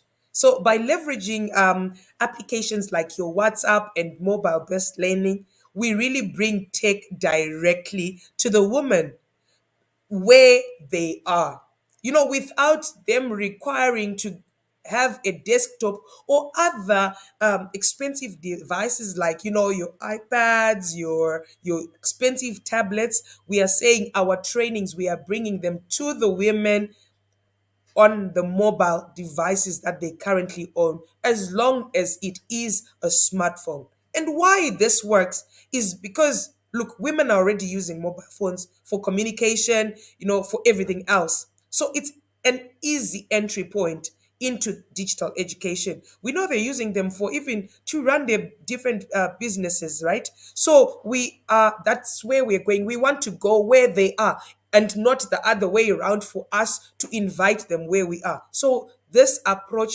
is really, really working because it makes life easy for the women. It's also a community based learning approach. So within our WhatsApp groups that are created for each cohort that we are training, it is definitely the heart of our community based approach. So learners get to help each other, share progress, and lift each other up, encourage one another. And this is where even us as trainers get to go and give daily encouragement, and also be able to reach these learners directly on a one-on-one basis, because not many trainers out there offer a one-on-one approach. But this is what we are doing, because we know each woman faces a different challenge. Each woman has got so many issues that they're going through. Remember, women in naturally get to juggle so many things. They've got so many responsibilities in the community. So we're saying we want an environment where we've got a little community where they're able to support one another, where they're able to, really relate and say, look, I'm facing this challenge. And then another one comes in and says, you know what? I'm also facing that same challenge. And another one says, look, I was facing that challenge, but this is how I was able to tackle it. That way, it means they're really going out of their way to support and uplift each other. And this also helps in really getting, peer mentorship, because we are creating support networks that will even extend beyond the classroom. So this is the training model that we are currently taking. And some of the results and testimonies that we've got include the fact that to date, we have successfully registered a total of 82 women in our foundation program on digital skills. And why, for me, this is such a huge number is because this training, we only launched this training in towards the end of April of 2025. So imagine between April and today, in this month of September, we've already successfully registered 82 women onto our platform. And the foundation on program on digital skills, it is indeed a women in digital business initiative. And women in digital business is actually housed within the International Training Center of the International Labor Organization. And they're also working with Microsoft Philanthropies. And so on completion, these women actually get certified and receive an internationally credited certificate. So we're not just training them, but we are giving them something to show that this is what they've done. So it could even be a starting point to their digital career. So of these 82 successful registrants, to date, we have trained, mentored, and certified up to 50 women in just 4 months. And I'm glad to say I, as the lead trainer, has been the one to really take these women through these trainings, to certify them, to mentor them through, to hold their hand, to offer that much needed encouragement. And I'm really we're happy about these figures. And some of the testimonies that we're getting from these women are the fact that they really appreciate the practical examples that are used within the training.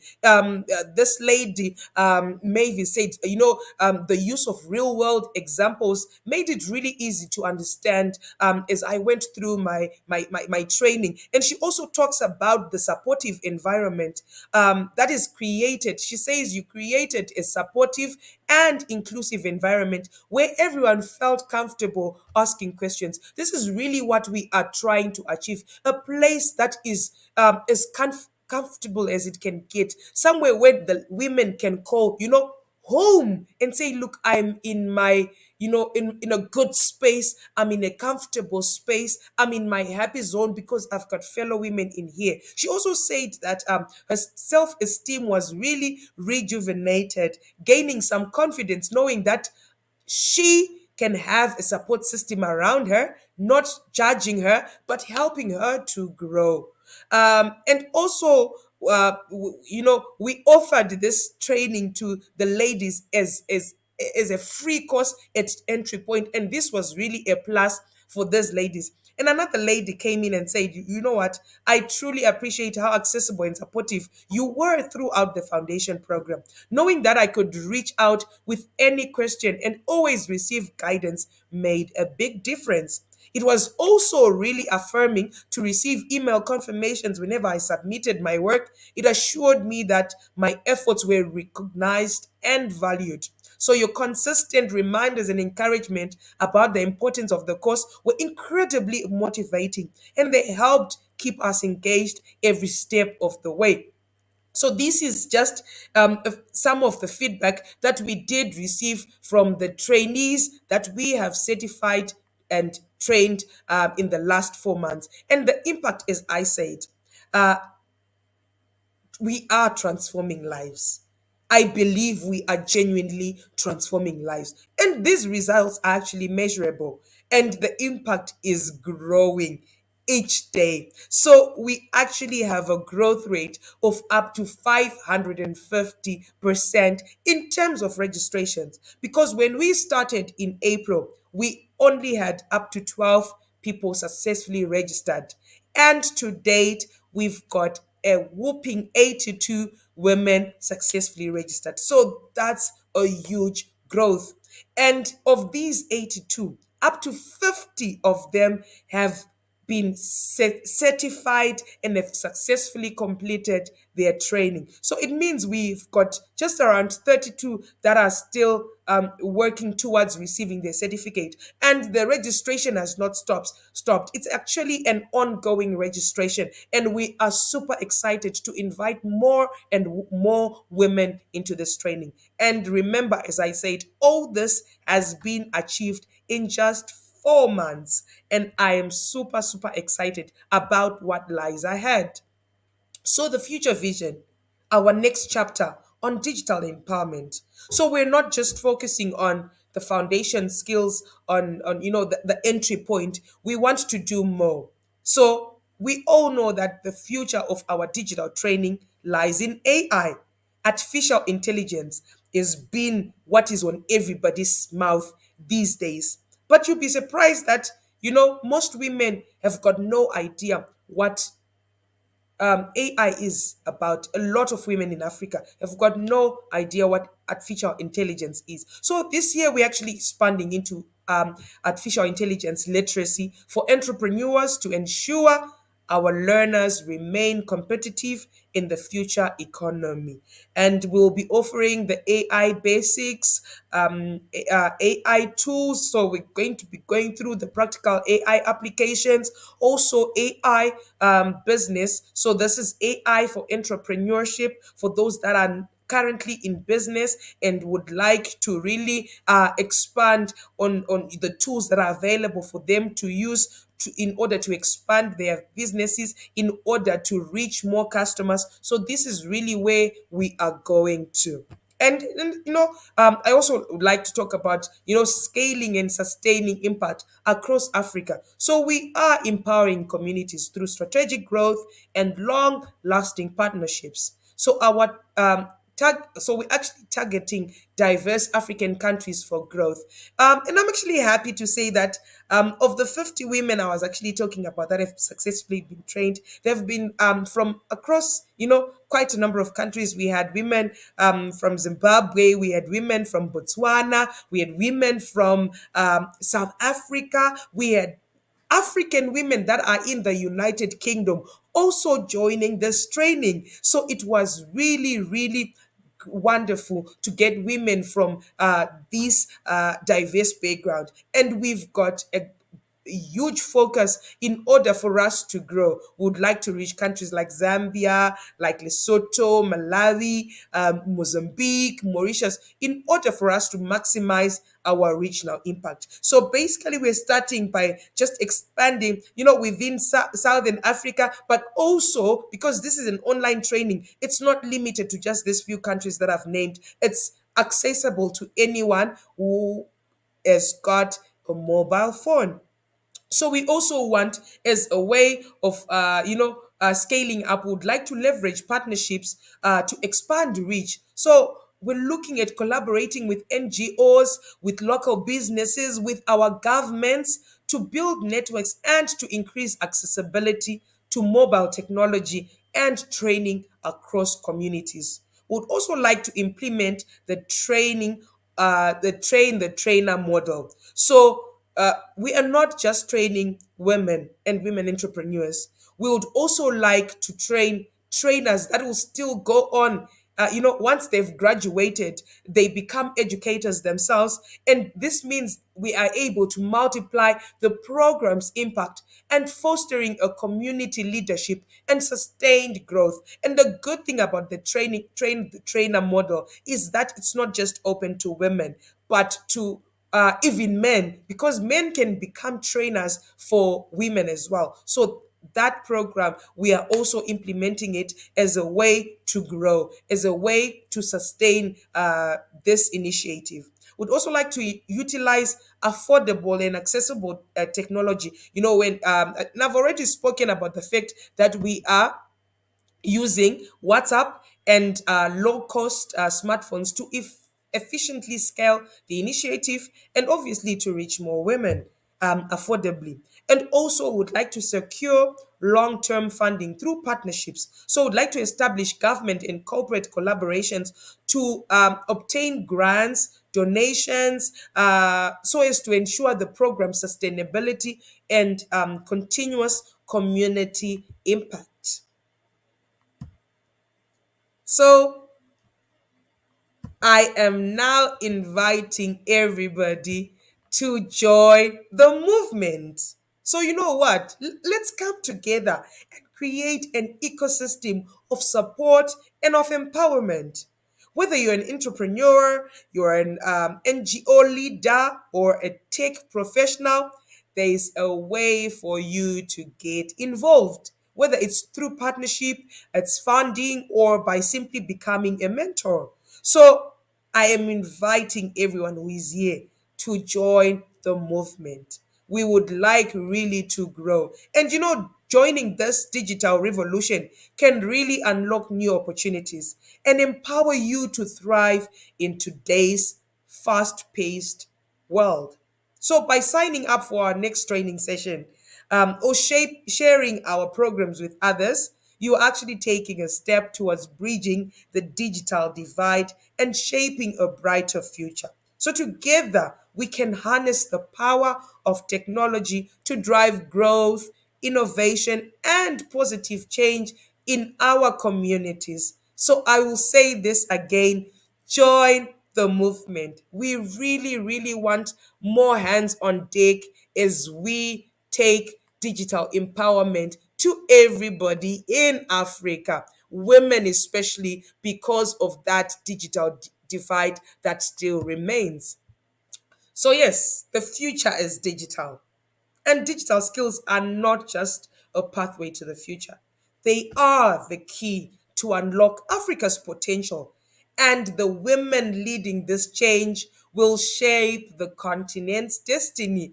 We all know and can attest to the fact that once women put their minds into something, they go big. So thank you. Even as I close by saying innovate, elevate, and succeed. I'm really, really excited about what the future holds. And I'm super excited and really grateful that you've been here. As I was giving, my roadmap towards bridging the digital divide for women in Africa. Thank you so much. And I'm really, really excited that I've been here and to have you all listen in and give in your contributions. Thank you very much. Cheers.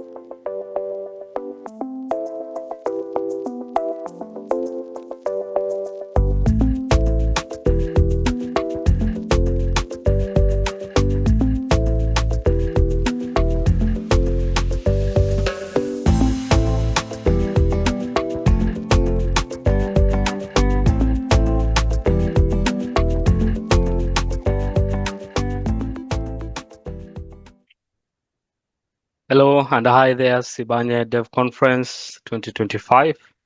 My name is Duncan Chege. I'm excited to join you and to speak in this conference. I'm really happy to be here. And just to introduce myself, I'm an IT leader, project manager in the IT field with over 12 years of experience. And I started as a finance specialist, as an accountant in the early stages of my career. I was an accountant for 3 years. And after the 3 years, I felt like, no, this is not my thing. And I transitioned into the technology world through the ERP solutions, the enterprise resource planning solutions. That is the softwares with configuration support and also implementation as well. I've been doing this for the last 10 years. This is my job, which I love, and it has taken me strides and places. I've delivered transformational projects within Africa, in Kenya, and the region, in Tanzania as well, in Ethiopia, and now in Europe. I'm also delivering the same solutions within the Europe market, and I'm happy to do this as part of my career. And I'm here to speak to you on one topic that is really close to my heart: cloud computing solutions and business process modeling tools, considering My background coming from the accounting world, from the business process world, and working through in the manufacturing industry, in the utility industry, in the automotive industry, and also in the banking industry. Business process has been one of the main pain areas for most clients in terms of managing, running them, and ensuring efficiency, workflows are working well, and reduction in terms of cost as well, and the total cost of ownership. So this is one topic that's really close to my heart. We will look at it together and see how best we can get to understand what is cloud computing solution and also what is the business process modeling tool. We'll get to look at cloud computing solutions and business process modeling tools as the topic of our discussion. And looking at these, this is something that is quite a current topic. And as we are all aware, and we can see in our screens in the socials, everybody is talking about artificial intelligence, about Internet of Things, about business process modeling or business process engineering or re-engineering. These are quite common terms, especially within the corporate area. And it makes us understand really that yes, there is a pain here that the current solutions are trying to engage into. And what will we be able to look at? We will be able to look at the introduction, of course, of cloud computing. We will ask ourselves what is cloud, the services and applications that are available, the types of cloud computing that are available, the business process modeling tools, which is the leveraging part of this cloud computing that we will focus on, and of course, what are the benefits and some disadvantages that are there or some challenges that are there for these cloud. So the cloud computing basically will allow you to access some of these computing resources like we have seen, like the servers, the storage, and the software over the internet, of course, ISP provider or your internet service provider. And here you don't need to purchase the physical inventories like you have seen, the servers or the storage, because already this is available for you. It's only accessing through a pay model or structure with the vendor or the third party. So here we will look or we will dive into the fundamentals of cloud computing, of course, the key benefits and the challenges like we mentioned earlier, and some of the popular cloud computing providers, and how do we leverage this with the business process modeling tools, which is something that we will focus and dive into. And just to give you an idea or a picture of cloud computing, what you see on the upper part, we are looking at some of the resources that are available and how you can access cloud computing. And some of the resources, as you can see in the middle, we have cloud computing, which is basically on cloud. All the hardware and the storage is provisioned by the supplier or the third party who are the owners. And some of these hardware include servers, the storage. How do you access some of these? You'll access through the mobile, for example, your applications which can run on the tablets or laptops, and also through some of the online also browsers, for example, you'll be able to access some of these cloud computing. And the types of cloud computing, as we can see, we have them already, which is something that we are going to focus on as well. And if you look at the current developments in the market, we have four main types of cloud computing, or what we call deployment model also in the technology world. And these include public cloud, private cloud, hybrid cloud, and community cloud. So just to dive in a little bit further, public cloud, and we can look at this just at some details. And looking at the public cloud, this is basically a deployment method. As the name goes, it is public cloud. And this is where you're provided with the resources, like we had seen all the cloud computing resources, the storage, the servers, all these are operated by a third party. And this third party is able to operate and share these among us, the very many organizations that will be able to be onboarded on this cloud deployment model. And here we have very good examples that are running in the market currently, the AWS, the Google Cloud, the Microsoft Azure, and among us many more that are running in the market. And what are the key characteristics here? Some of the key characteristics of this public cloud, it's very cost effective because of course this is on a shared model. So you are able to distribute costs as a vendor among us all the organizations that are onboarded on this cloud computing model. And also it is scalable, it's highly scalable. If today you wake up and feel like you want to add some storage, or you want to add some database, or you want to add some users, this is done at a very fast and a scalable manner. And also you are able to receive quite a number of services among us these, which cuts across all the various industries, can be onboarded on this cloud computing. And what is the best case for this, or case scenario for this public cloud? We can look at small businesses, for example, some startups, or what we call small and medium businesses. These are some of the areas that probably this public cloud deployment model can work very well. And we have seen it also working very well in some of these organizations running this.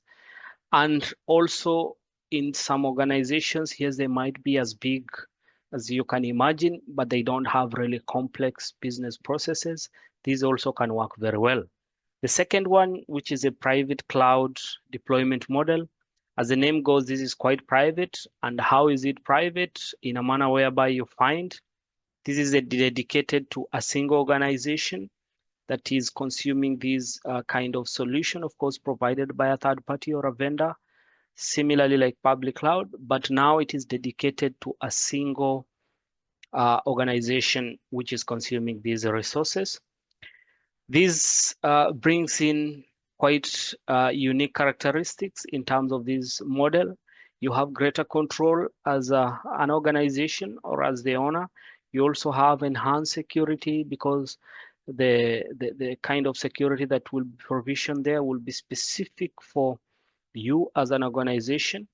The customizations and also the various options that are available for you to run the customization or the localization on this solution, it's quite a huge benefit in terms of value for money.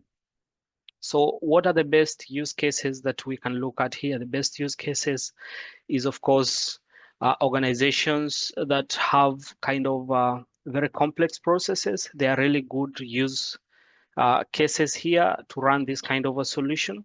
Also, organizations that require very strict security requirements. This is also something that can work very well. And also organizations that have regulatory compliances, requirements and needs, like in the European market, for example, this works very well. And organization also that need full control over their infrastructure in terms of maintenance, in terms of upgrades, and ensuring that everything is as per the organizational policies and structures. The third, which is a hybrid cloud, as the name goes, this is quite an hybrid, and it's a hybrid of both public and private cloud. So you give and take in terms of what works best in public cloud and what works best in private cloud. And whatever weaknesses are there for each, there is a trade-off that happens between these. So it's basically a combination of these two. And it offers, of course, the flexibility, both the advantages that we have seen on public cloud and private cloud in terms of ensuring that this deployment model has good flexibility, and also the organizations are able to leverage on the strengths of both, of course, the private and public cloud while managing complex processes.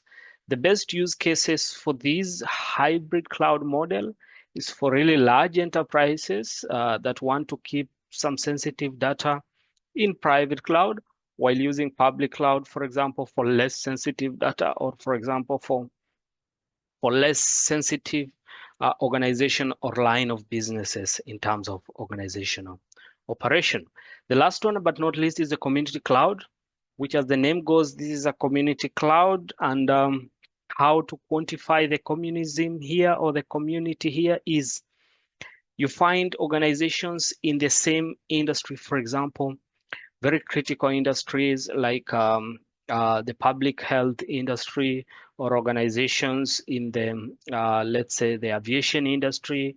Organizations that really hold very sensitive data come together and they decide, or the pharmaceuticals, for example, they decide that they are going to come up with their own resources, cloud computing, which will be particularly dedicated to this community. This is where now cloud community deployment model comes and works in very well. It has a very good advantage because of the economies of scale, of course. These organizations have a quick turnaround because it's not a big number you are talking of here, and they can expand or stretch as much as they can in terms of also their requirements and the industry and regulatory requirements. So looking at these deployment models, it makes us move into the service models of these deployment model. And we have three main service models. Of course, there is the last one, which I'll just mention, which is also cropping up in the new artificial intelligence era and Internet of Things also. We have four, as we can see. We have the IaaS, which is the infrastructure as a service model. So the infrastructure and the service model is nothing but, you can see we have the infrastructure as a service model. We have the platform as a service model. We have the software as a service model. And the last one, which I'll just mention, is the serverless computing. It's quite new in the market. But to start with, what is the IaaS, or the infrastructure as a service model?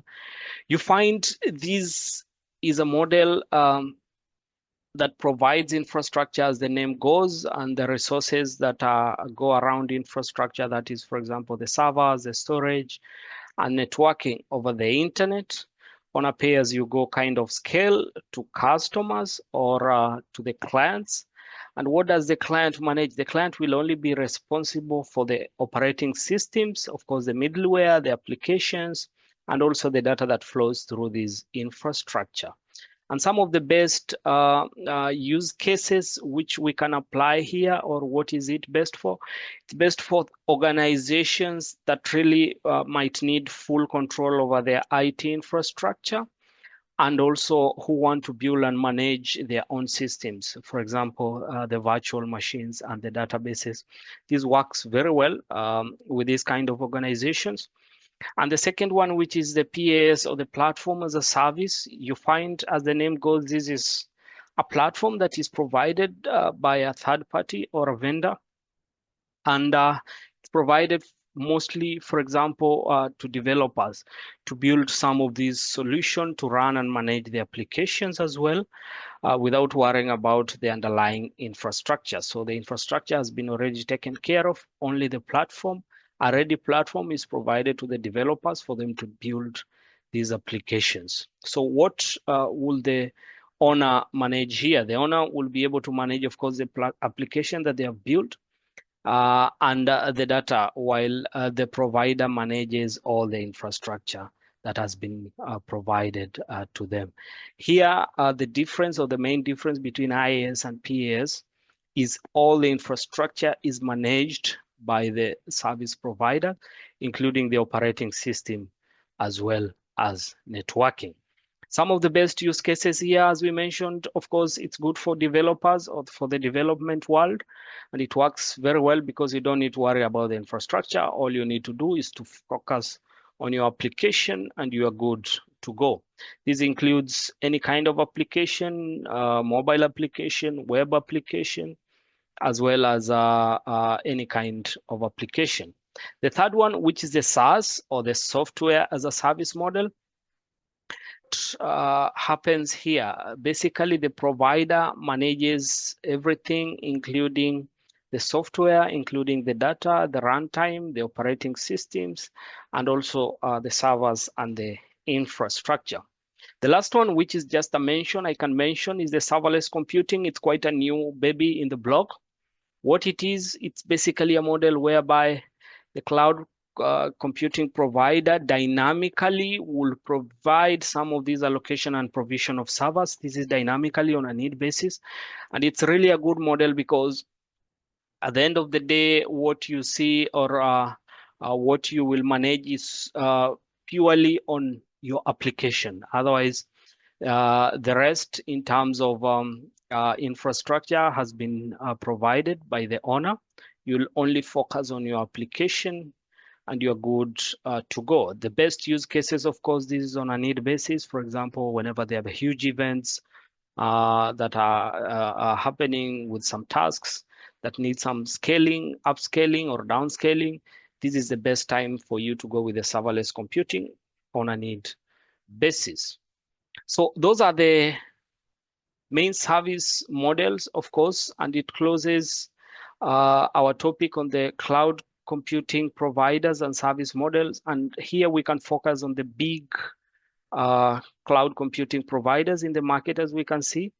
This market source, you can get it from Statista or the Synergy Research Group. It's the very current data that has been provided by them for Q2 2025, as we can see. How does the market share look like? So AWS leads the market, of course, it's on top, and this is expected for sure because they have done a lot of investment, and these might still grow further because they are also doing a lot of more investment with the new AI agents and solutions that have been launched in the market, including ChatGPT. Microsoft Azure follows with 20%, of course. They are also doing a lot of investment around cloud computing and also the hardware, as well as the artificial intelligence also capability. Google Cloud, without mentioning also. It's also a leader in this area. Alibaba, it's really coming up very well in this market as well. Oracle is the old boy who has been here. They're also playing it big. Salesforce as well, IBM and Tencent also, as we can see.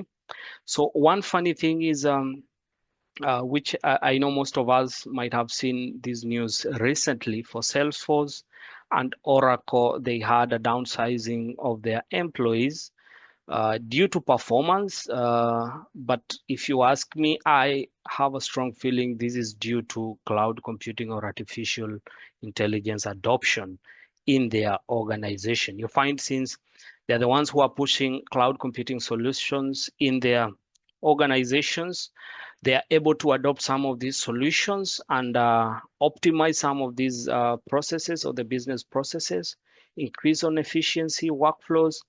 That's why they're able to let go of some employees within the organizations for them to adopt the solutions that they are also implementing in the market. AWS also was there in the news recently on this.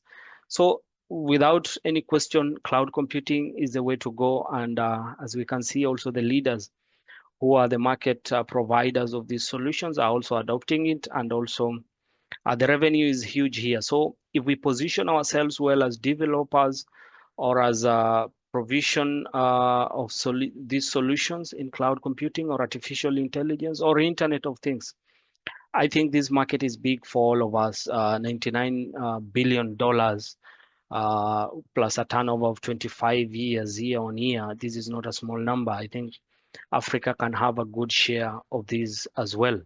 And looking at what Africa is doing, I feel this generation is gonna get a pie of this cake if we put our house in order in terms of getting the proper resources and also in terms of getting the best talents in the market.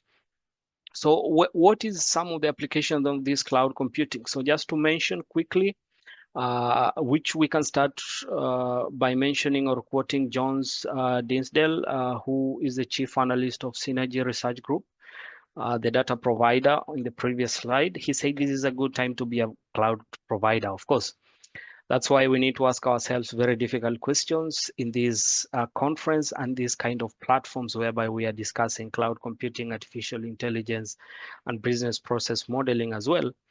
What is our share in this cake? What can we get in this cloud computing cake? We need our pie for sure. As Africa, I think we need something. And as we can see in Q2, he's giving some statistics there. Says there was a growth of 140 to 180%. This is not a joke for 3 months having this kind of a growth. So for sure, we have a good market here, which we can focus into and get some benefits. So what are some of the areas of application of cloud computing without mentioning in detail? But we have banking for sure. We have government side. We have the communication side, the mailing and the social media. We have the education side. Also, the education organizations are picking up very well some of these cloud computing solutions. We have also the entertainment and the gaming industry, like we have seen earlier, with the emergence of the community, or what we say the serverless computing. This is picking up very well on event management, huge events management, like the BET and the kind of events that will be there. This is the best time to adopt cloud computing. So coming to the topic of business process modeling, this is a topic that we really need to marry very well with cloud computing, and was the focus that I was trying to look at. How do we marry the business process modeling tools into cloud computing, just to ensure that we are able to benefit on these business process modeling tools? So we can mention in definition, business process modeling tools is basically the mapping and analysis of workflows or the business processes, which is meant to optimize the efficiency within any organization. Some of the key features include, but not limited to, visual presentation, efficiency analysis, of course, collaboration, and also automation within some of these processes.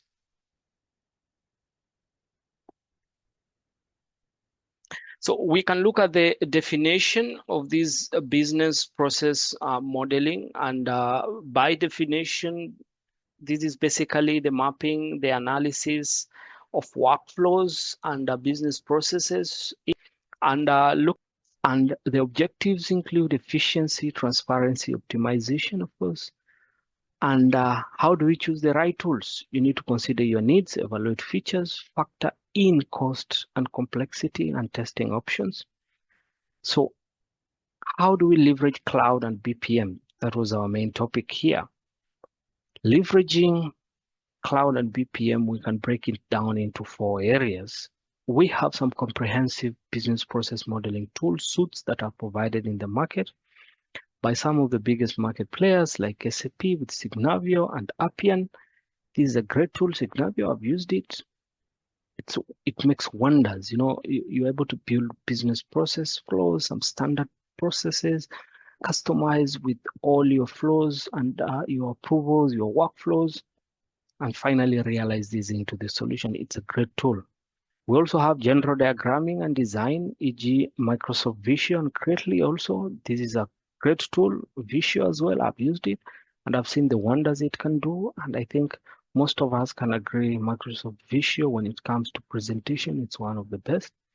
Lightweight and free options also, which include the arrays and the likes, and process automation and management as well. Some of these tools cut across these areas. So talking of the business processing modeling tools, and we have seen how we are also able to marry it together with cloud computing. So what are the advantages of cloud computing? So to start with, and not limited to this, scalability is one area that is a big advantage for cloud computing. Companies don't need to pay or build anything in order to support this. As we have seen, you just need to pick the best model that works for you, and you are able to deliver solutions. When it comes to the pros of cloud computing, we really have 5 topmost or 6 topmost advantages of cloud computing, but not limited to these, which we have been mentioning all along. The scalability, for example, is one area that comes along with cloud computing as a big advantage, because you find as a company, you don't need to pay all these expenses of building the infrastructure, maintaining the infrastructure, or patching, doing updates, doing upgrades. All this is a function and responsibility that is left with a cloud provider. That is one of the area that is really a good area. The reliability also, when you come on it, it is purely reliable. Downtimes are limited because also there is a lot of co-location that happens with this cloud computing, and you find they are able to have data replication centers whereby you can be always moved into in case of any challenge. Flexibility also, it comes without saying. You're really flexible to move from one deployment model, for example, or service model to another service model, and also to add some resources. For example, it's just at a click of a button. To add some users also, it's at a click of a button. Also, the financial side of it, it goes without saying. Before, in the traditional way, you can imagine an organization used to maintain and manage all these resources in houses. It came with a lot of cost. When it comes to the infrastructure itself, the resources to manage and run this infrastructure, the security side of it, maintaining server rooms, with cold rooms. So it came with a lot of challenges, a lot of investment, and a lot of input. So all this headache now has been passed over to a third party who is taking care of this. And it goes without saying that you are always going to be up to date. You'll always have the best technologies in the market, updated technologies in the market, and you will be ahead of your peers in the game. So these are some of the advantages of cloud computing. And coming to of course, the disadvantages of cloud computing, it goes without saying. You don't have visibility of some of these resources, of course, what is happening behind the scenes and all that. You also don't have control on your downtime. In case there is a downtime, although this is properly managed, I've seen it. Some of these service providers, they communicate early and they give notice, but you really don't know what might happen. We have natural disasters and calamities that can happen, which nobody has control over. Security and privacy also, this is another big topic and big area that everybody is discussing about. How secure are you? How private are you in terms of your data online and in the market? And this is an area that I think we will still have the discussion for long, because security and privacy is really one area that brings in cloud computing into question.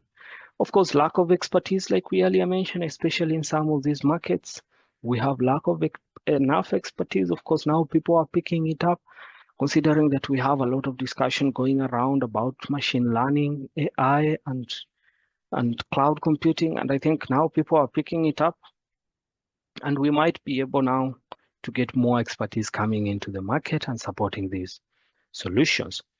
Also, we have the vendor lock-in. Of course, it is not easy to migrate some of these deployment models or some of these service models from one service provider to another service provider. For those of us who have been in this for some time, you know what it means. Just moving data around might be a big challenge and the biggest for you, and a nightmare as well. So yes, there is a vendor lock-in in a way. If you're not careful, that's why you really need to read through the lines and check on those agreements for you to be able to manage it very well. And the cost, of course, on it, it's quite another thing. Yes, if there is no proper cost management, yes, you're saving a lot on the financial side, but still remember, these subscription models are not cheap. They don't come cheap. So you really need to read through the lines, understand the subscription models and the hidden charges, the hidden fees, if they are there. That is the only way you'll be able to manage these cloud computing solutions in the market. Coming to the conclusion, after speaking for quite a while, what I can say is cloud computing is here to stay. to grow and advance our lives, businesses, and processes over the internet. Let us embrace this. You can imagine Yahoo versus Google story. We all know about this. It is not what you do, it is how you do it. Thank you. It was nice speaking to you. Now that we have come to the end of our Sibanye Dev Conference, we would like to take this opportunity to thank each and every one of you that has been with us until the very end. Thank you so much. As you have heard from our variety of speakers, we had a lot of expertise. We had a lot of topics that were discussed today, as well as some inspiring talks from students themselves that were bold enough to take up this stage and share their stories to you guys. We hope that you had an incredible time. Allow me to take this time to thank all of our speakers that were part of this event, as well as our sponsors that made this event possible. Not forgetting our co-host, my co-host, Sylvanus from Nigeria. Sylvanus, thank you so much for taking this time to be with us today. Thank you so much, Audrey. It was amazing co-hosting this section with you. And for everyone that has joined this section, we want to say a big thank you. We hope to hear from you in the comment sections. Tell us what you've learned, what you take home, and what you would expect from us in the next edition of Sibanya. And if you want to become a speaker or a partner with us, you can also reach us in the links that will be added below in the sections. So once again, we want to return thanks to you all for joining us. And we'll be signing out at this point in time. This is Sibanya. And together we go. Sibanye signing out.